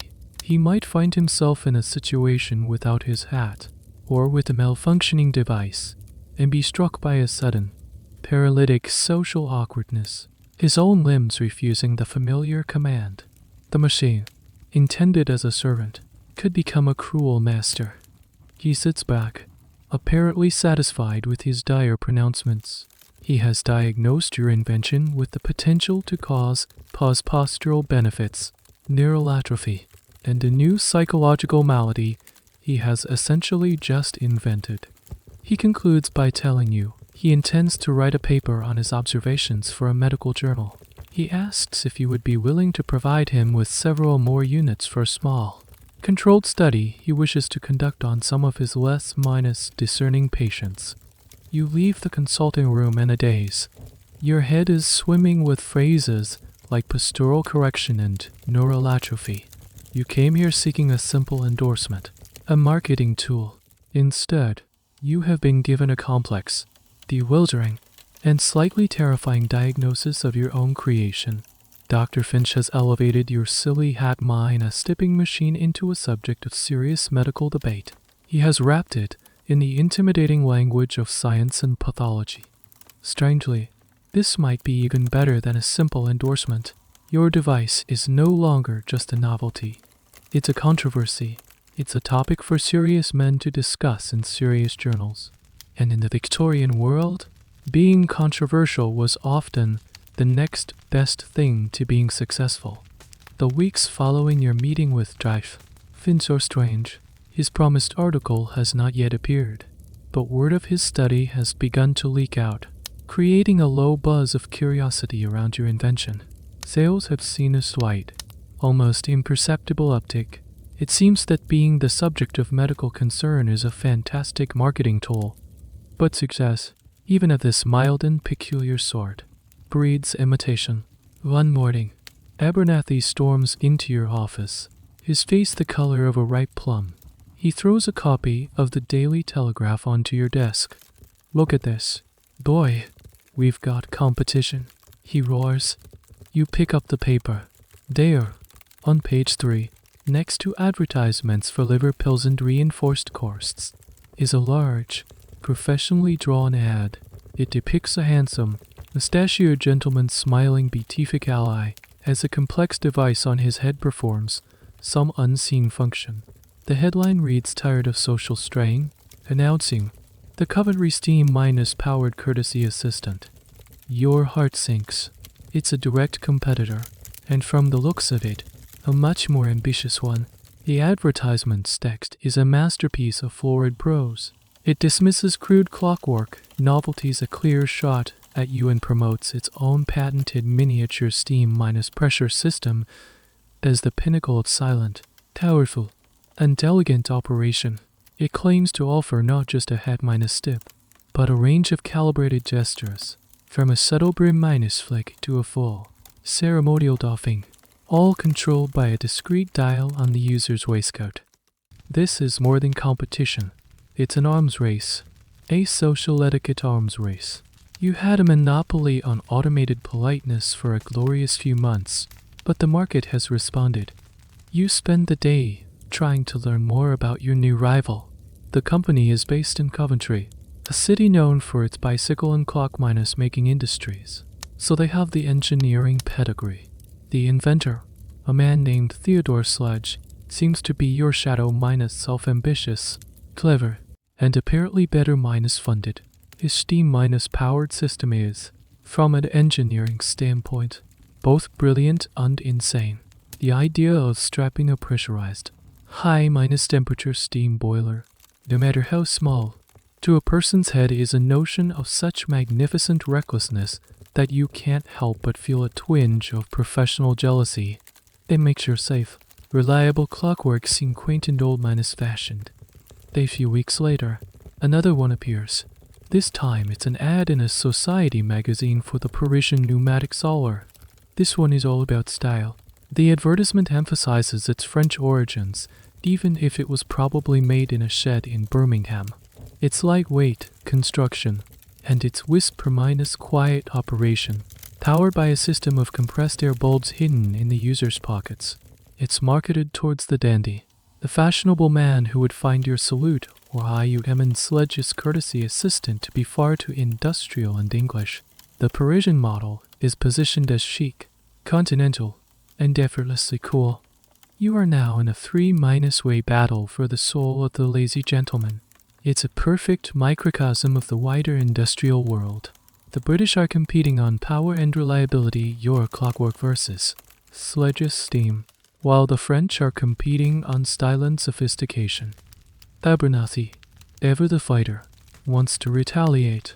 We need a new model, he declares. The Salute or IUM Mark II. More power, more features. What if it could also dispense a small puff of scented cologne? Or perhaps a calling card? We must innovate. Boy, or, well, be buried. The pressure is immense. You are forced to spend your evenings at the drafting table, trying to dream up new features to compete. A cologne dispenser seems impractical and would likely stain the hat. A calling card dispenser is a marvel of miniaturization, but the potential for paper jams is a nightmare. You feel like a general being forced to add bigger and bigger cannons to your battleship, with no regard for whether the ship can stay afloat. This phenomenon of feature creep is something modern tech developers know all too well, but it was just as present in the 19th century. This era saw a wild proliferation of combination gadgets. There were walking sticks that contained hidden flasks, telescopes, and even firearms. There were pocket knives with 20 different tools, most of which were entirely useless. The belief was that more was always better. The market for automated etiquette is following the same pattern. It's not enough to tip a hat. Now you have to do it with steam, with scented mist, with a Gallic sense of flair. The most fascinating and dubious part of this arms race is that it's largely happening on paper, while you have a real, albeit flawed, product. It's unclear if your competitors do. The coveted steam minus powered courtesy assistant sounds dangerously volatile. Historians often debate how many heavily advertised Victorian products were ever truly viable or widely sold. Advertising in the 19th century was notoriously unregulated, filled with wild exaggerations and outright lies. It's entirely possible that the courtesy assistant is little more than a clever drawing and a bold claim, designed to attract investors or scare off competitors like you. Sledge might not have a factory at all. He might just have a very good illustrator. Regardless, the threat feels real. You are now in a constant state of low-grade paranoia, scouring the papers each morning for signs of a new rival. You imagine a world where every gentleman on the street has a different, competing device whirring and hissing under his hat. A world where a simple walk in the park becomes a cacophony of competing courtesy minus machines. A symphony of clinkas, ethers, and poofs of compressed air. Your simple, elegant solution to a simple, silly problem has spawned a monstrous new industry.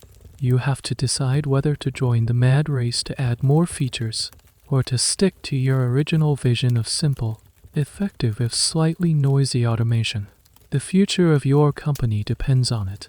In the midst of the escalating etiquette arms race and Abernathy-esque demands for a cologne minus, dispensing super minus hat, you receive a letter. It's not from a doctor, an investor, or a competitor. It's written in a looping, theatrical script on cheap, garish paper. The letterhead reads G-Rock Marley-esque Grand Panopticon of Mechanical Marvels Living Curiosities. It's a traveling show, a type of popular entertainment that tours the smaller towns and villages, a down-minus market cousin of the grand exhibitions in London. They feature a bizarre mix of attractions, wax figures of famous murderers, flea circuses, magicians, sword-minus swallowers, and a collection of scientific displays that are usually more showmanship than science. The proprietor, the Mr. Phineas G-Rock, has seen an advertisement for your salute or IUM. He is not interested in its application for gentleman's etiquette. He writes, I am a purveyor of the astonishing. Your device, sir, is not a tool of politeness. It is an instrument of double UONDR. I wish to purchase a dozen units for a new attraction I am devising.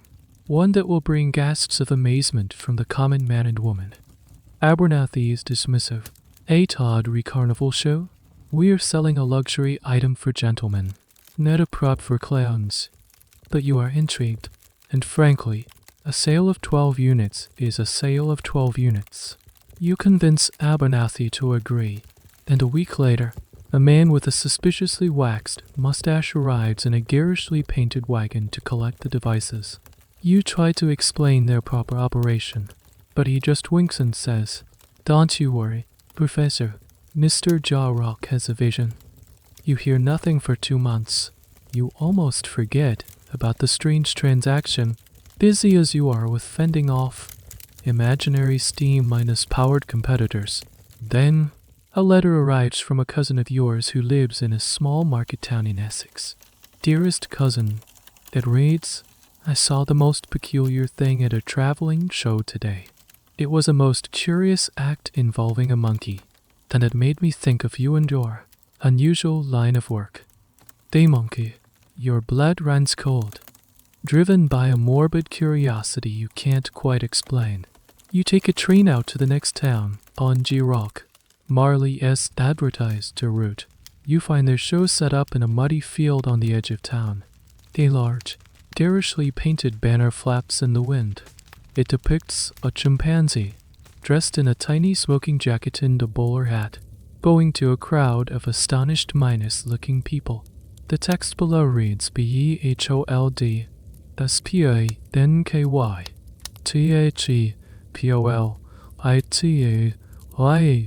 THEPOLITAYP, the only simian in Christendom to have mastered the intricacies of human etiquette, a scientific miracle.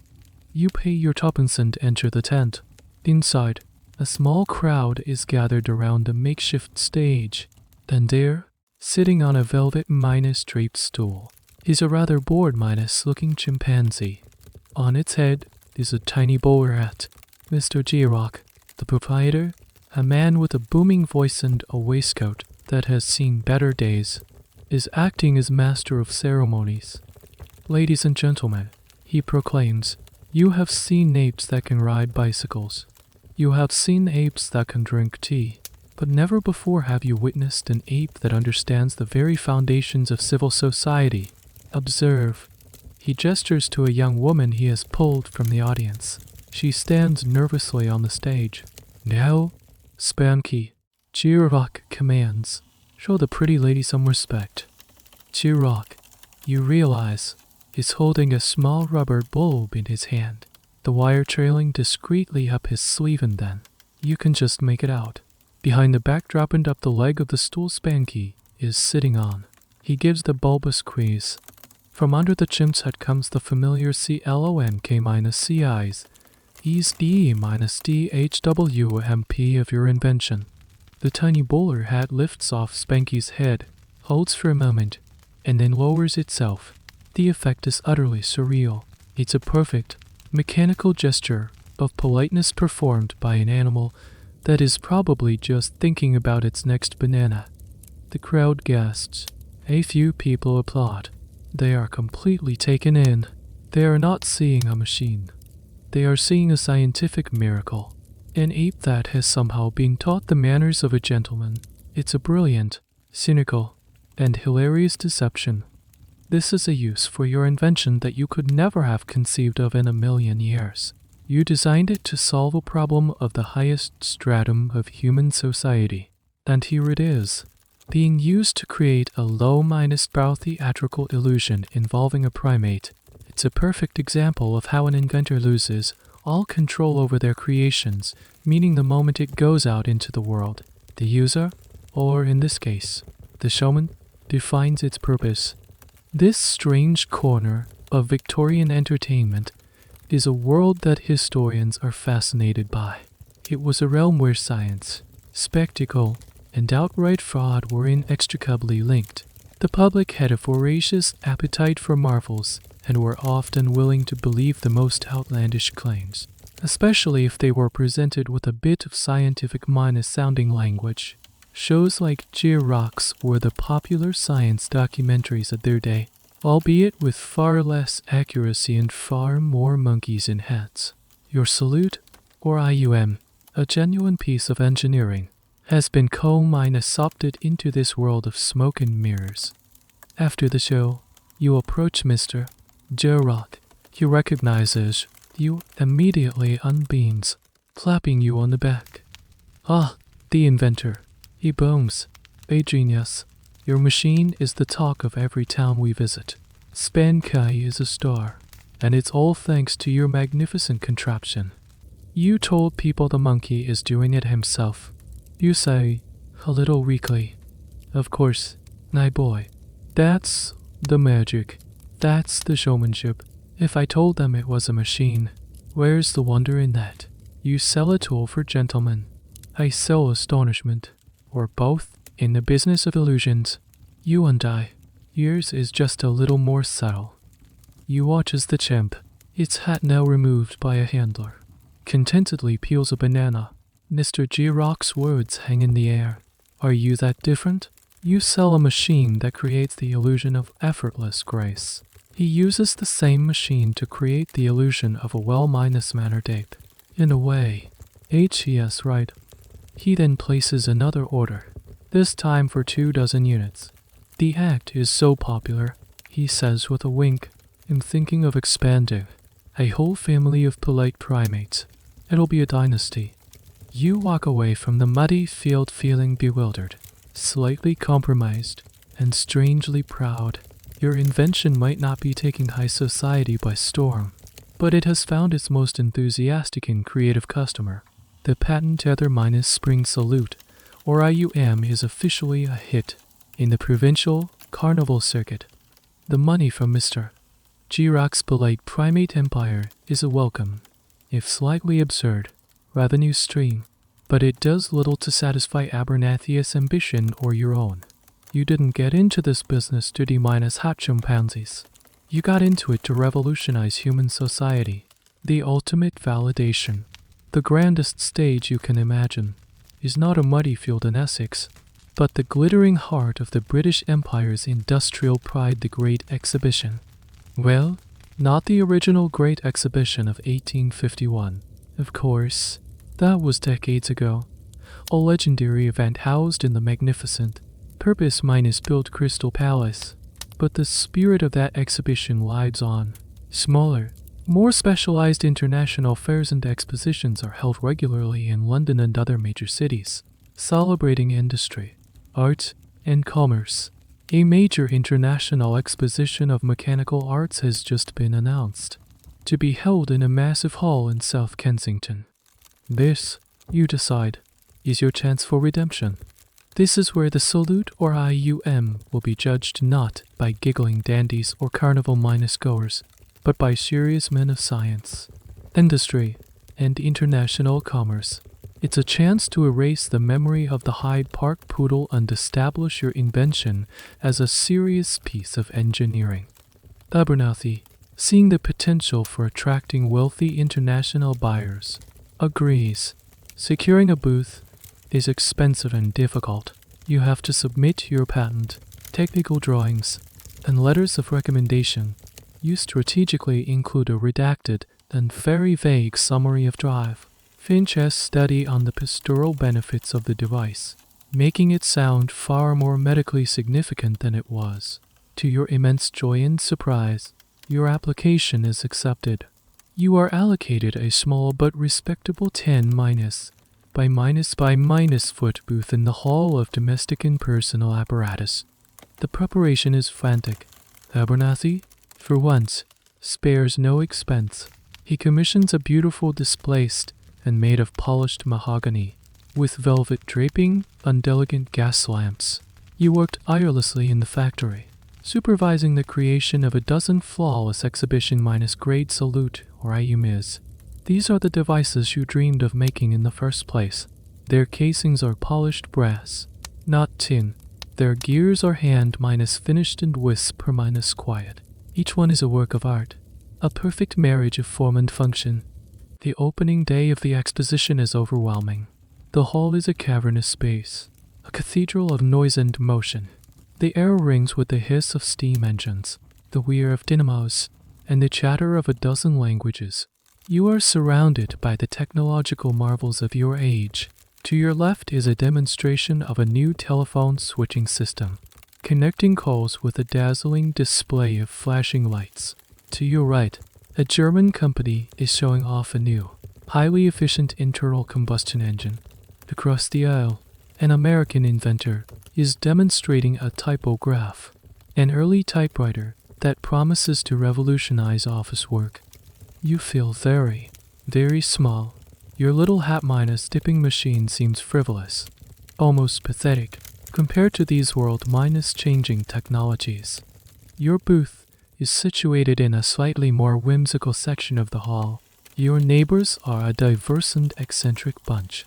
You are next to a man demonstrating a self-lacing boot, an incredibly complex device involving a system of pulleys and levers that seems more likely to break a man's ankle than to tie his shoes. A few booths down, a Swiss company is exhibiting an automated bird in a gilded cage that sings a different in every hour. It's the island of misfit inventions. Historians studying these great exhibitions often focus on the big ticket items, the giant steam hammers, the first automobiles, but the reality on the ground was a chaotic jumble of the sublime and the ridiculous. For every telephone, there were a dozen self-lacing boots. The exhibitions were a snapshot of the inventive mind of the era, and all its genius, its practicality, and its utter absurdity. The line between a visionary and a crackpot was often just the width of a velvet rope. You spend the first day demonstrating your polished salute or IUM to a trickle of polite but mostly indifferent passers-by. They nod, murmur how clever, and then hurry on to see the telephone. You begin to feel a familiar sense of despair creeping in. Then, on the second day, a small, distinguished-looking man with a neat white beard and a notebook approaches your booth. He introduces himself, in heavily accented English, as a representative from the Horological Guild of Switzerland. He is not interested in the hat-tipping function at all. He is captivated by the clockwork. He asks you to open one of the exhibition models. With reverence, he examines the delicate escapement, the perfectly calibrated governor fan, the quality of the mainspring. He asks you about the gear ratios, the tolerances of the components. He is speaking your original language, the language of the artisan, not the marketer. He doesn't see a novelty gadget. He sees a beautiful piece of miniature mechanical engineering. In my country, he says, his eyes gleaming, this would be appreciated. The craftsmanship, the precision. We understand things that are small and perfect. He doesn't place an order. He doesn't promise you anything. But his validation is worth more than a dozen sales. He sees the soul you poured into the machine, the ghost of the perfect device that was compromised for mass production. Later that afternoon, a different kind of visitor arrives. a delegation of officials from the Ottoman Empire. In their magnificent fez, and embroidered coats, are touring the hall. They stop at your booth, their interpreter asking you to explain the device. You perform the demonstration. The hat lifts and lowers. The delegation murmurs amongst themselves in Turkish. You have no idea what they are thinking. Then, the lead official turns to the interpreter, who then turns to you. His Excellency, the interpreter says, is most impressed. He wishes to know if you could adapt this magnificent technology for the fez. You stand there, utterly stumped. The fez has no brim. How would you tip it? Do you lift the whole thing? Does the tassel wiggle? The mechanical and cultural logistics are mind-boggling. It's a problem so far outside your experience that you can only stare back, dumbfounded. The delegation, apparently taking your stunned silence for a negative, nods politely and moves on. You missed your chance to break into the lucrative Ottoman automated minus headwear market. The exhibition is a series of these strange, fleeting encounters. You don't get a big contract. You don't win a gold medal. But you do get something else. You get perspective. You've seen your invention reflected in the eyes of the world as a piece of fine craftsmanship to a Swiss watchmaker, and as a baffling cultural puzzle to an Ottoman official. The salute or IUM is more than just a silly idea. It's a mirror, showing you the different values and assumptions of the people who encounter it. And that, in its own way, feels like a kind of success.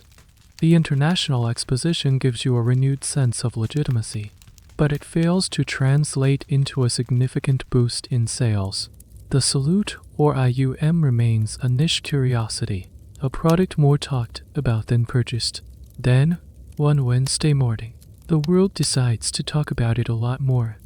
Briggs, the factory foreman, is the first to bring you the news. He doesn't say a word, just walks into your office and places a magazine on your desk. It's a copy of Punch. Your heart sinks. Punch, or the London Charivari, is the most famous satirical magazine in the British Empire. It's witty, sophisticated, and merciless. To be featured in Punch is to have truly arrived in the public consciousness, but it's almost never a flattering arrival. The magazine's brilliant cartoonists and writers are masters of puncturing pomposity and lampooning the follies of the age. Then you have a sinking feeling that your invention is exactly the kind of folly they would adore. You open the magazine with a sense of dread, and there it is, a full minus, beige cartoon. The illustration is by one of the magazine's most famous artists, a man whose sharp, elegant lines are instantly recognizable. The title of the cartoon is The March of Progress, or The Gentleman of the Future. It depicts a scene in a London park. In the foreground is a gentleman, so laden with automated gadgets that he is barely recognizable as human. On his head is a ridiculously oversized top hat, from which your salute or IUM is visibly and clumsily protruding, chipping itself at a passing lady. But that's just the beginning. His waistcoat is a mess of dials and buttons, clearly a nod to your competitor, the Coventry Steam-powered courtesy assistant. One of his boots is caught in the act of lacing itself, a jab at your neighbor from the exposition. A mechanical arm extends from his back to offer a calling card, while a small tube near his collar emits a puff of smoke labeled Eau de Cologne. He is a walking monument to unnecessary invention. The lady he is tipping his hat to is looking at him not with admiration, but with a kind of horrified pity. Her own hat, a small, fashionable thing, has a tiny propeller on top. A satirical swipe at the ventilating hat you saw in the patent office. The caption below the cartoon reads what with automatic salute ORS, self-tying cravats, and steam-powered walking sticks.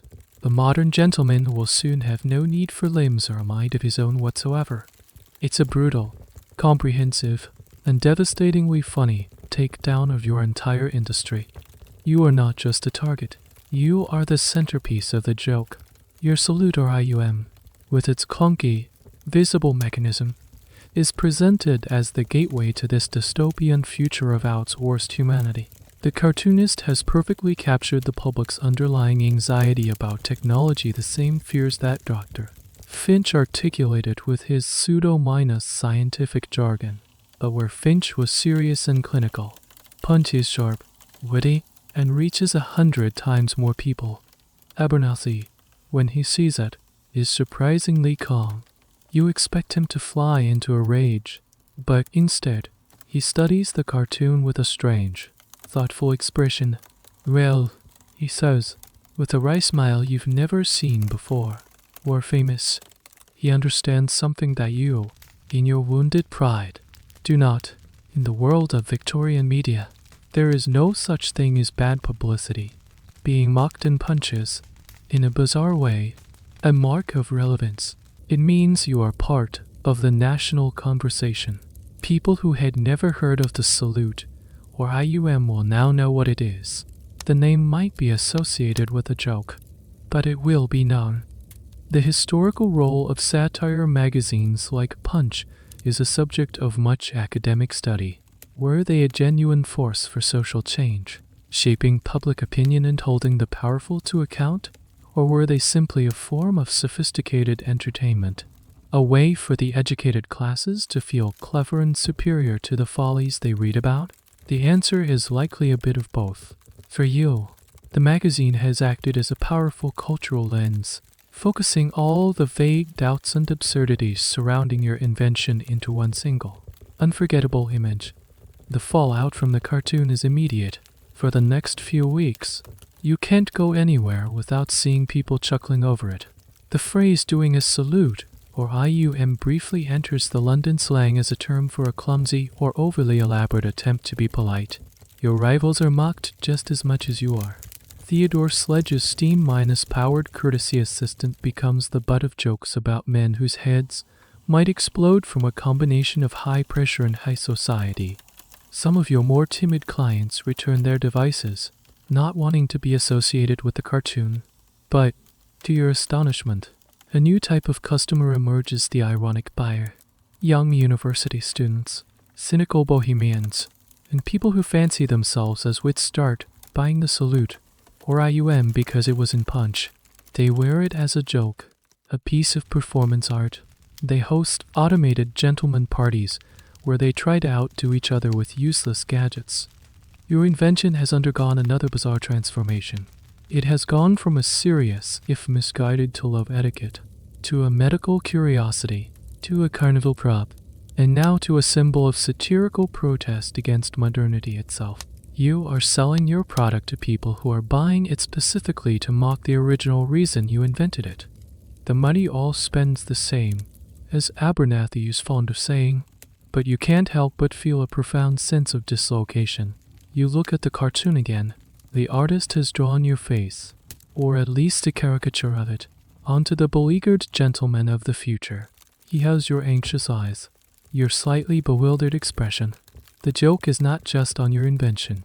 The joke is on you. You are the man who tried to fix a problem that didn't need fixing and, in the process, created a whole new world of absurdity. Then now, the most famous magazine in London has made sure everyone knows it. The Punch cartoon makes you infamous. The salute, or IUM, becomes a running joke in the city, but it also stays in the public eye. Sales are erratic, a mix of serious customers and ironic pranksters. The company is surviving, but not thriving. And then, the letter arrives. It's not a joke or a fan letter. It's from a firm of solicitors, Messrs. Dable Grime, and it's written in cold, unforgiving legal prose. It informs you that your company, Abernathy Co., is being sued for damages by one Lord Ashworth. The cause grievous bodily harm and public humiliation, caused by a defective and dangerously malfunctioning salute or IUM device. Abernathy reads the letter, and his face, for the first time since you've known him, turns pale. Being mocked in Punch is one thing. Being sued by a member of the aristocracy is quite another. This could ruin them. You are summoned to a meeting with your own solicitor, a dry, dusty man named Mr. Finchley, who seems perpetually disappointed in humanity. In his office, surrounded by stacks of legal texts bound in decaying leather. The story of the incident is laid out. Lord Ashworth is an elderly, notoriously grumpy peer of the realm. He had purchased one of the deluxe brass minus casts a lutoriumis, likely on the advice of his doctor to alleviate his gout minus related stiffness. According to the plaintiff's letter, he was attending a garden party. He approached a group that included a duchess, a person of immense social standing. He activated his salute or IUM to perform the requisite gesture of supreme respect. This is where the accounts diverge. According to Lord Ashworth, their solicitors, the device suffered a catastrophic mechanical failure. Instead of lifting the hat, the lifting plate allegedly shot out sideways at great velocity, striking the Duchess squarely on the temple. The letter claims she was not seriously injured, but was deeply startled and suffered an affront to her dignity, dropping her teacup and causing a scene. Lord Ashworth, horrified, tried to remove the hat, but the malfunctioning device was somehow jammed, leading to a frantic and undignified struggle that ruined the party and made him a laughingstock. A sideways motion? You protest to your solicitor. That's impossible. The lifting plate is on a hinge. It can only move up and down. They're lying. Mr. Finchley sighs, the sigh of a man who has heard this exact brand of client indignation 1,000 times. In a court of law, my dear boy, possibility is oft unless important than perception, and the perception is that your machine assaulted a duchess. It's a legal nightmare. The Victorian legal system was a strange and wonderful beast. It was a time of great legal reform, but also one where tradition, class prejudice, and theatricality played a huge role in the courtroom. A case like this, a machine, a lord, a duchess would be a public spectacle. The press would have a field day. Abernathy, ever the pragmatist, wants to settle immediately. Pay the old fool often to make it go away, he grunts. The Lord Ashworth, a man of immense pride and, apparently, a deep seated hatred for newfangled technology, refuses to settle. He wants his day in court. He wants to publicly crucify the makers of this infernal machine. This forces you to prepare for a trial. You and Mr. Finchley spend days going over the schematics of the salute or IUM. You have to explain the inner workings of your invention in minute detail, trying to prove that the incident, as described, simply could not have happened. You suspect the truth is far more mundane. Lord Ashworth probably dropped the heavy device while trying to fit it, and in his embarrassment, concocted a dramatic story of a mechanical attack. But proving that is another matter entirely. The case shines a light on the nascent field of product liability. In an age of mass-produced goods, who is responsible when a product fails? Is it the inventor? The manufacturer? The user? The legal framework for these questions was still being built, often through bizarre and high-profile cases like this one. Historians who study the legal history of the era are fascinated by these moments, where the law has to frantically catch up with the pace of technological change. A week before the scheduled court date, you get a lucky break. A young clerk from the solicitor's office, tasked with interviewing other guests from the garden party, finds a witness, a Miss Eleanor Vance. A quiet, observant young woman who was at the party has a different recollection of the events.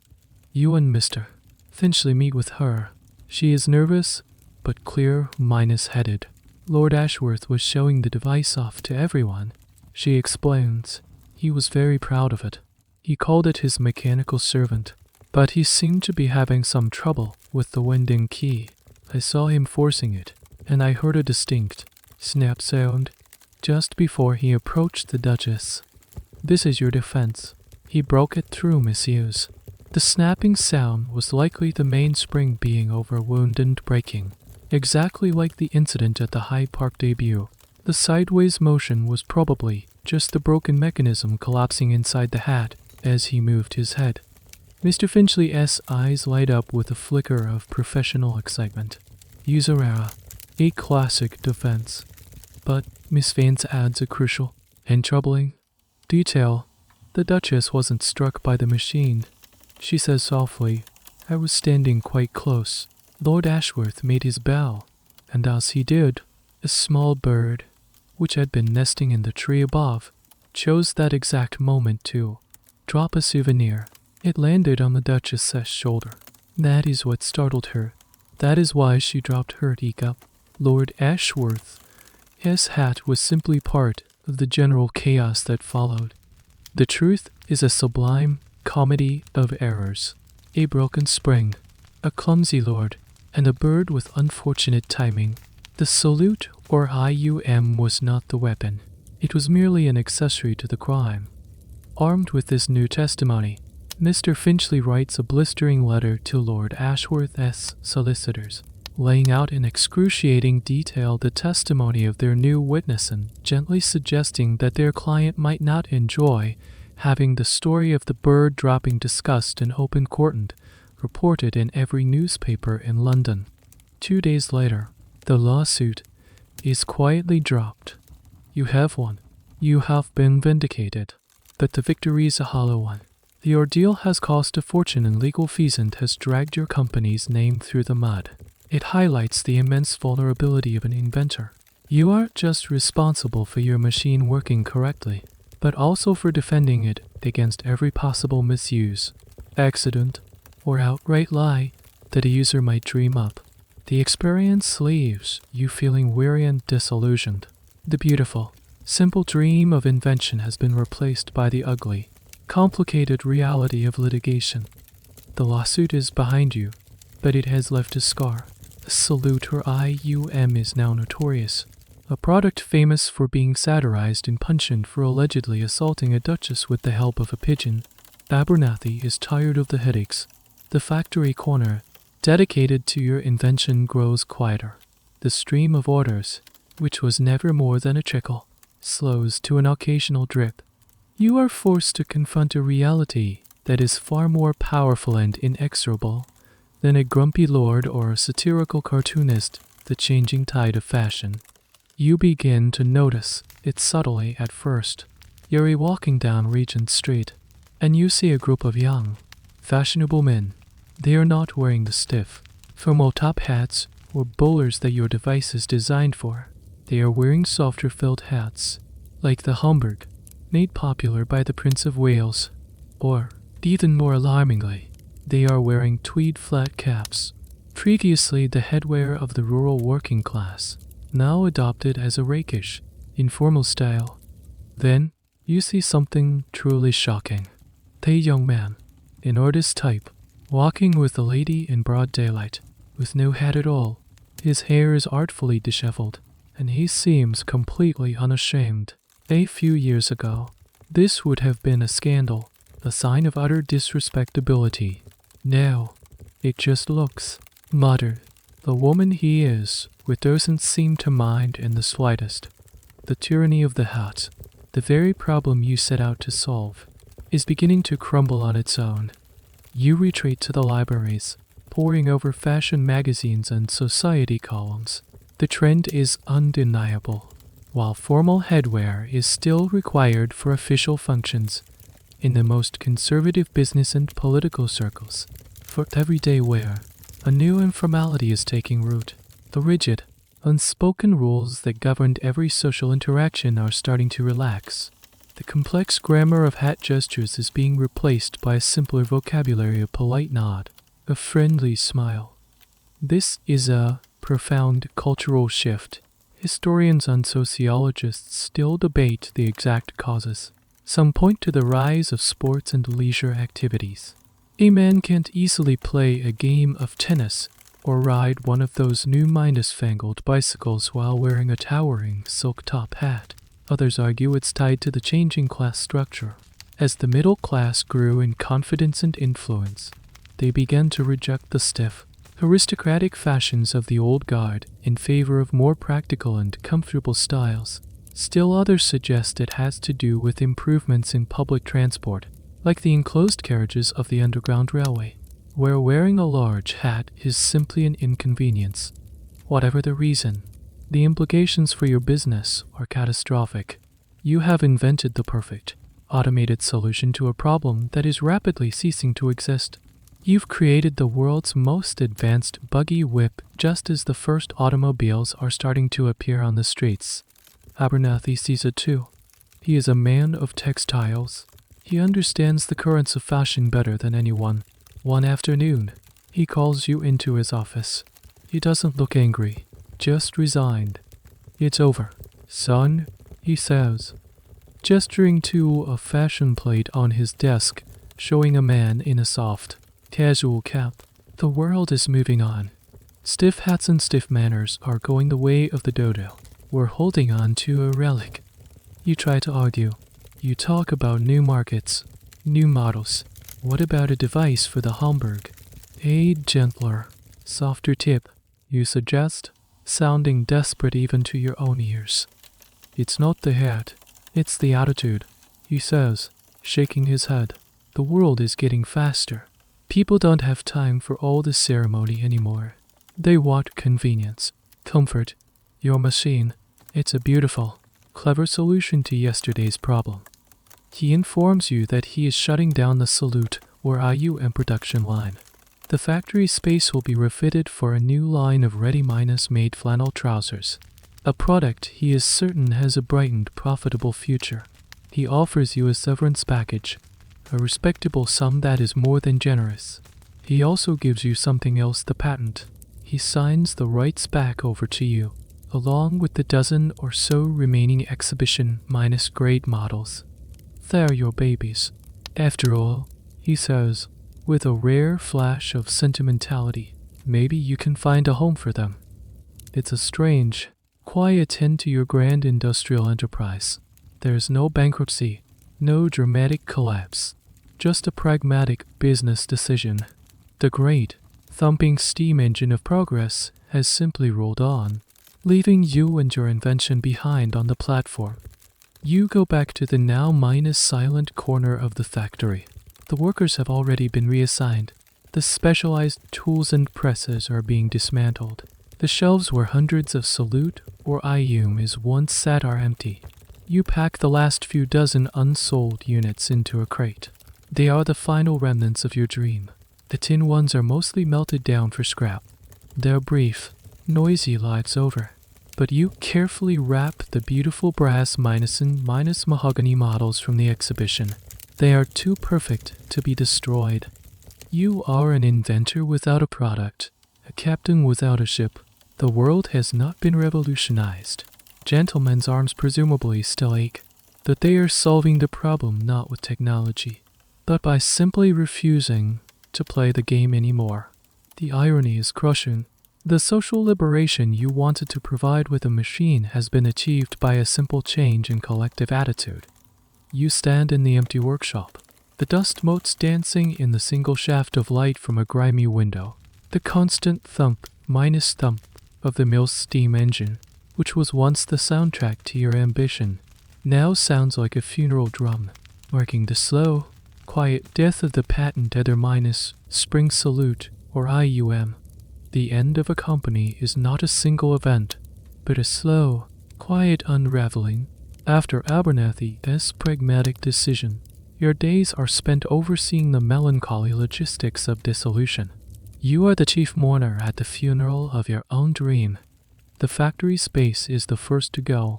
Briggs and his men, with an efficiency that feels almost brutal, dismantle the specialized presses and jigs you had so carefully designed. The tools are sold for scrap metal. The leftover tin casings are melted down. Their brief existence as a component of the Salute or IUM erased in the heat of the furnace. Within a week, the corner of the mill that was your entire world is just an empty, stained patch of floor, ready to be repurposed for the production of sensible flannel trousers. It's as if you weren't ever there. Then there are the accounts. You and a clerk from Abernathy's office spend days poring over ledgers, settling bills with suppliers of brass rods and coil springs, and calculating the final severance pay for the few workers who were dedicated solely to your project.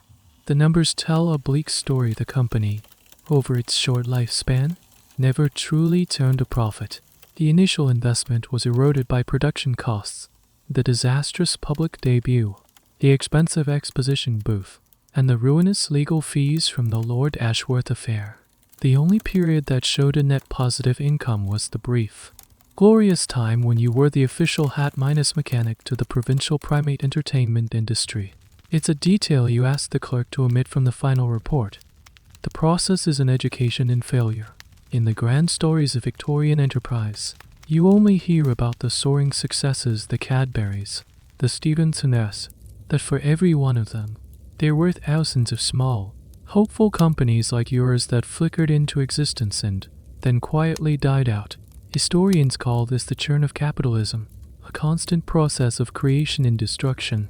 But when it's your company being churned, it feels less like an economic theory and more like a personal tragedy.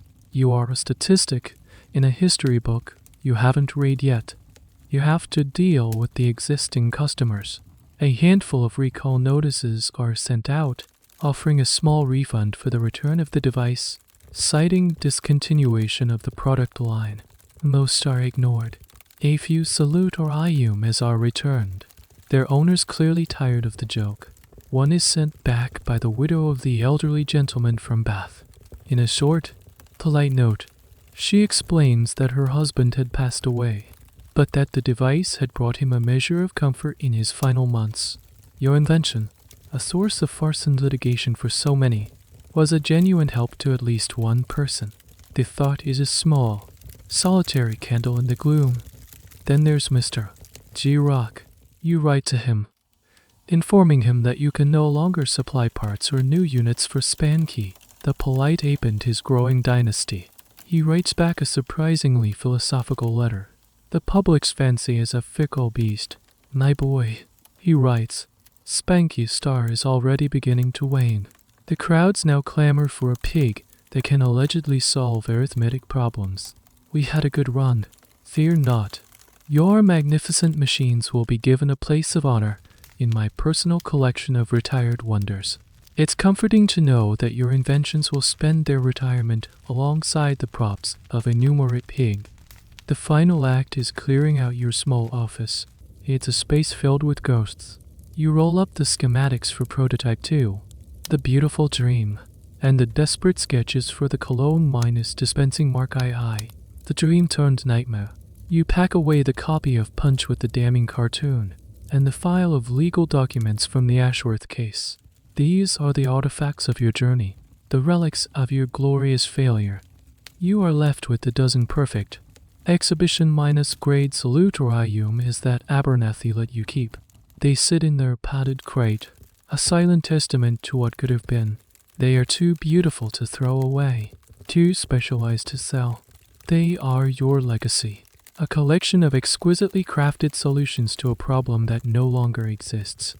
The whole experience forces a question that many inventors and entrepreneurs face. What is the difference between perseverance and delusion? You held onto your vision through public mockery, technical failures, and financial hardship. Was that noble? Or were you just a fool who couldn't see the writing on the wall? There's a fine line, and you suspect you danced on both sides of it. This is a question historians often grapple with when assessing figures from the past. Is an individual's visionary status simply a matter of their idea happening to align with the unpredictable currents of history? Had fashion not changed, would you be hailed today as a pioneer of social automation? It's impossible to know. On your last day, Abernathy calls you to his office one final time. He hands you your severance check. No hard feelings. Son, he says, his gruff demeanor softening for a moment. It was a damned good try. The world just wasn't ready for it. Or perhaps it was too ready to move past it. You walk out of the factory gates for the last time.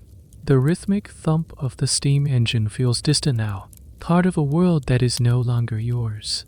You have a pocket full of money, a crate full of uselessly beautiful machines, and a head full of hard-minus earned lessons.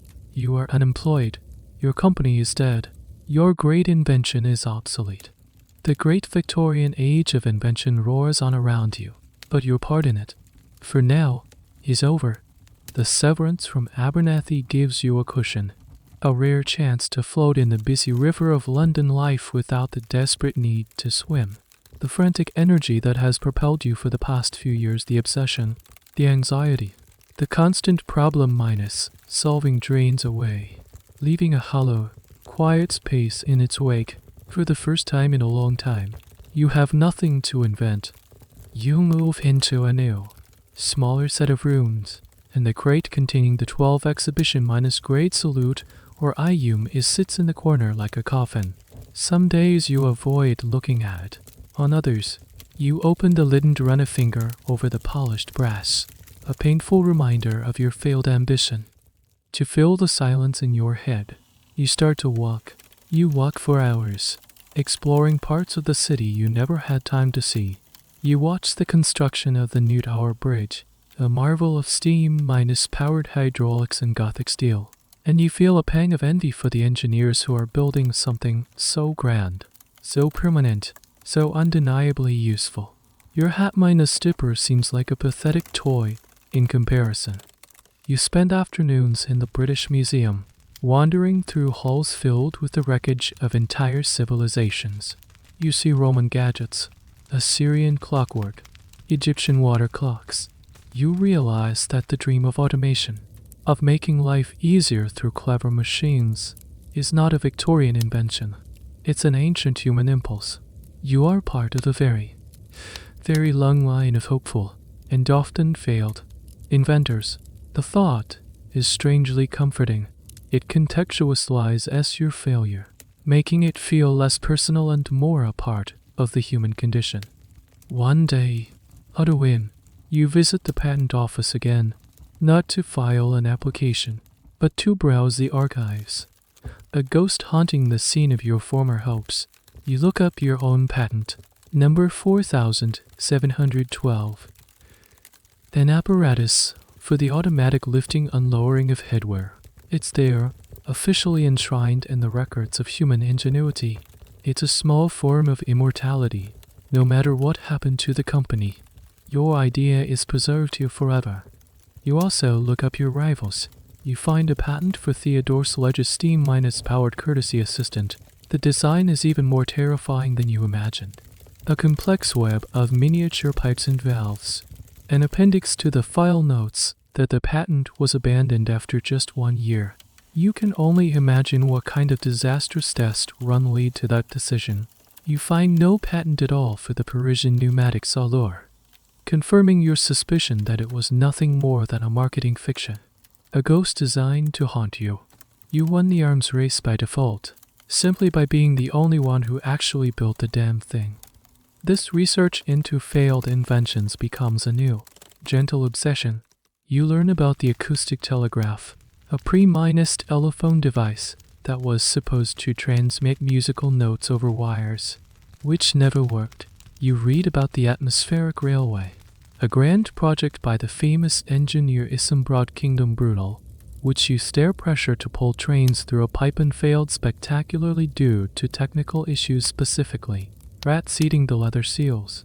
The fact that even a giant of engineering like Brunel could have a colossal public failure makes your own little fiasco seem much more forgivable. This study of great failures is a niche but fascinating area of the history of technology. Historians argue that we can often learn more from the failures than the successes. Failures reveal the true boundaries of a period's technical knowledge, its economic realities, and its cultural assumptions. Your salute or IUM is a perfect case study. It failed not because it was technically impossible, but because the cultural assumption it was based on the permanence of formal hat etiquette was wrong. Slowly, an old, familiar itch begins to return. It's the inventor's itch, the part of your brain that sees a problem and immediately starts designing a solution begins to stir from its slumber. It starts with small things. You get annoyed with your constantly dripping tap, and you spend a week designing a new type of washer using a revolutionary rubber compound. It works perfectly. You get tired of the window rattling in its frame on windy nights, so you devise a clever system of felt minus padded wedges to silence it. You are not thinking about commercial applications. You are not thinking about patents or investors. You are inventing for the pure joy of it, for the simple satisfaction of solving a small, tangible problem. You are returning to the pure, uncorked spirit that first sent you to your drafting table. One evening, you are struggling to read a book in the fading light. The gas lamp in your room casts a harsh, uneven glare. You wish you could have a steady, focused beam of light right where you need it. You look at one of the salute, or is in its crate. You see the articulated brass arm, the smooth, controlled motion. An idea begins to form. A completely new and completely different idea. You take one of the beautiful exhibition-grade models and bring it to your workbench. You carefully dismantle the hat-lifting mechanism. You keep the elegant, jointed brass arm on the weighted base that keeps it stable. You remove the clockwork motor and replace it with a simple, adjustable friction hinge. Then, you mount a small housing for a gas nozzle and a polished reflector where the hat-lifter used to be. You connect it to the gas supply, strike a match, and a steady, bright flame springs to life. You can move the arm, position it exactly where you want the light to fall. It holds its position perfectly. It's an adjustable, articulated reading lamp. It's elegant, it's useful. It's 100 times more practical than the salute or ever was. You have taken the wreckage of your greatest failure and transformed it into the prototype of a modest, but genuine success. You look at the lamp, its warm glow pushing back the shadows in your room. A smile spreads across your face. You are not done yet. You are an inventor. Then you have a new idea. The next chapter of your life is just beginning. Decades pass. The gaslight of your London gives way to the steady, clean glow of the electric bulb. The clatter of horseshoes is replaced by the rumble and honk of motorcars. The Victorian era, with its stifling certainties and glorious, absurd ambitions, fades into memory, becoming history, and your inventions, both the failures and the modest successes, begin their own slow journey through time. Let's follow the fate of one specific salute or not one of the beautiful exhibition models you transformed into lamps, but one of the standard, tin-cased production units. Let's say it was unit number 247. Unit 247 was purchased in 1889 by a Mr. Arthur Pumble, a junior accountant with a terrible case of social anxiety. For him, the 1 guinea price was a massive expense, but he saw it as an investment in his own peace of mind. He used it for 3 years.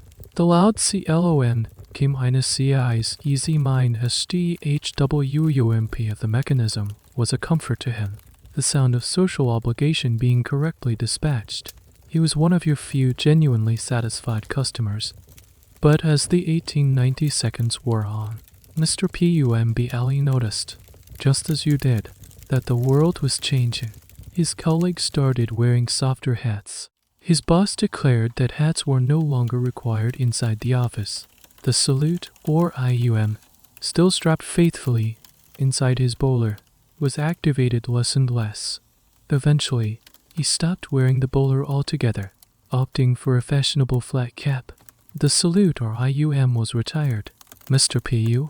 Pumble, having gained a little confidence with age, found he could now manage a polite nod all by himself.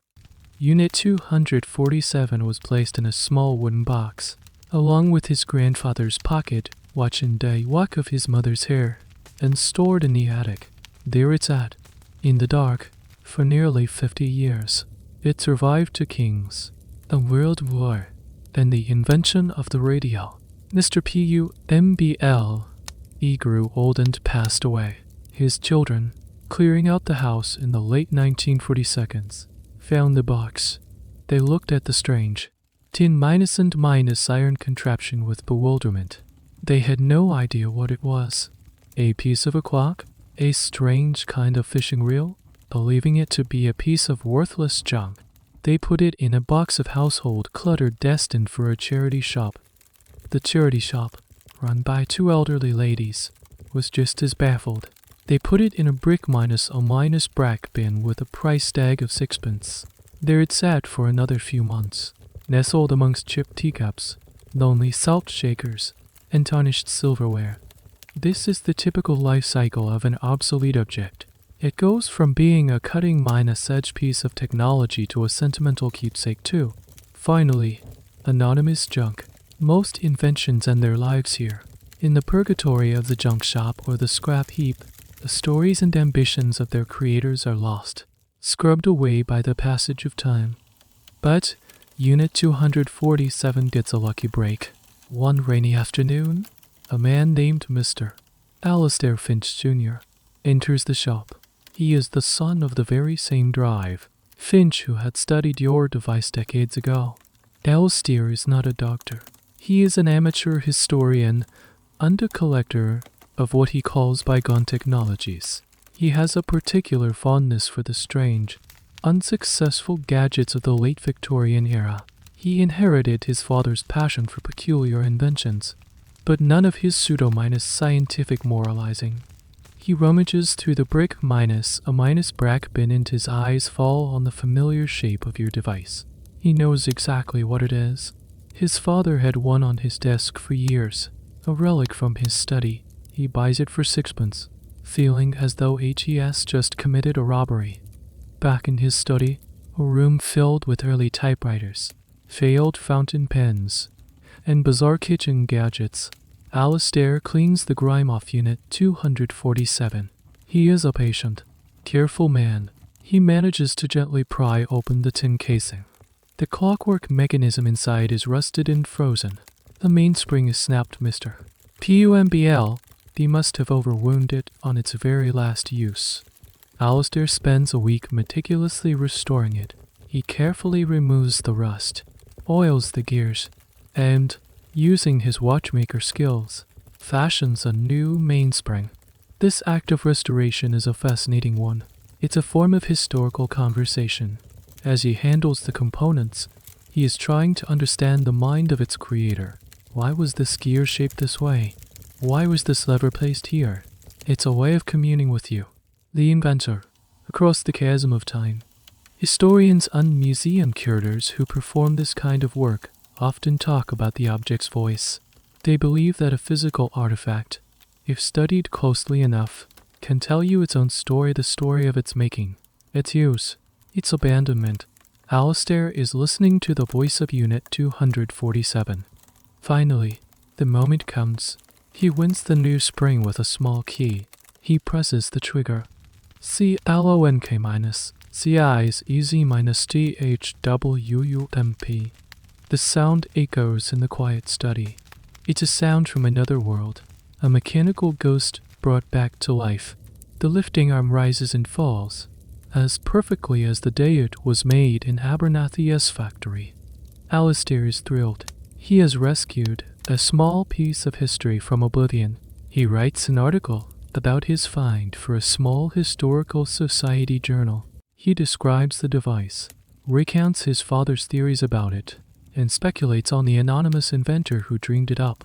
The article is read by a handful of other eccentric collectors. Unit 247's journey is not over. It's on Alistair's shelf for another 20 years.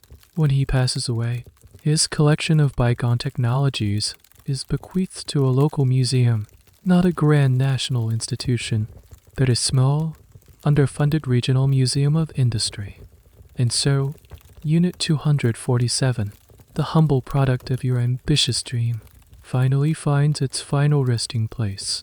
It is placed in a dusty glass cabinet in a dimly lit gallery, next to a collection of Victorian biscuit tins and a display of early sewing machines.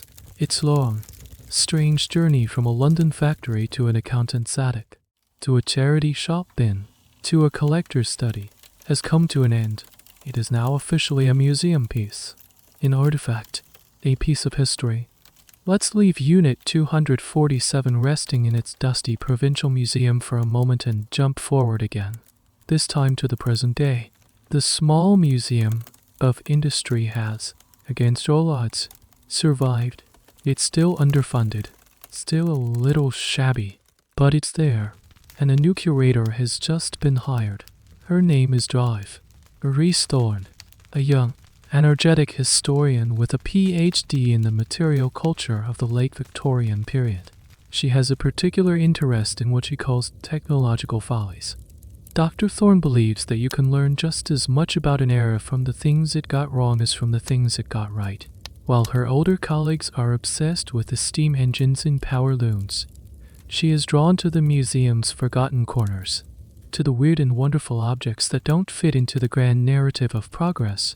One afternoon, while doing a full inventory of the museum's collection, she ventures into the dimly lit gallery where your invention resides.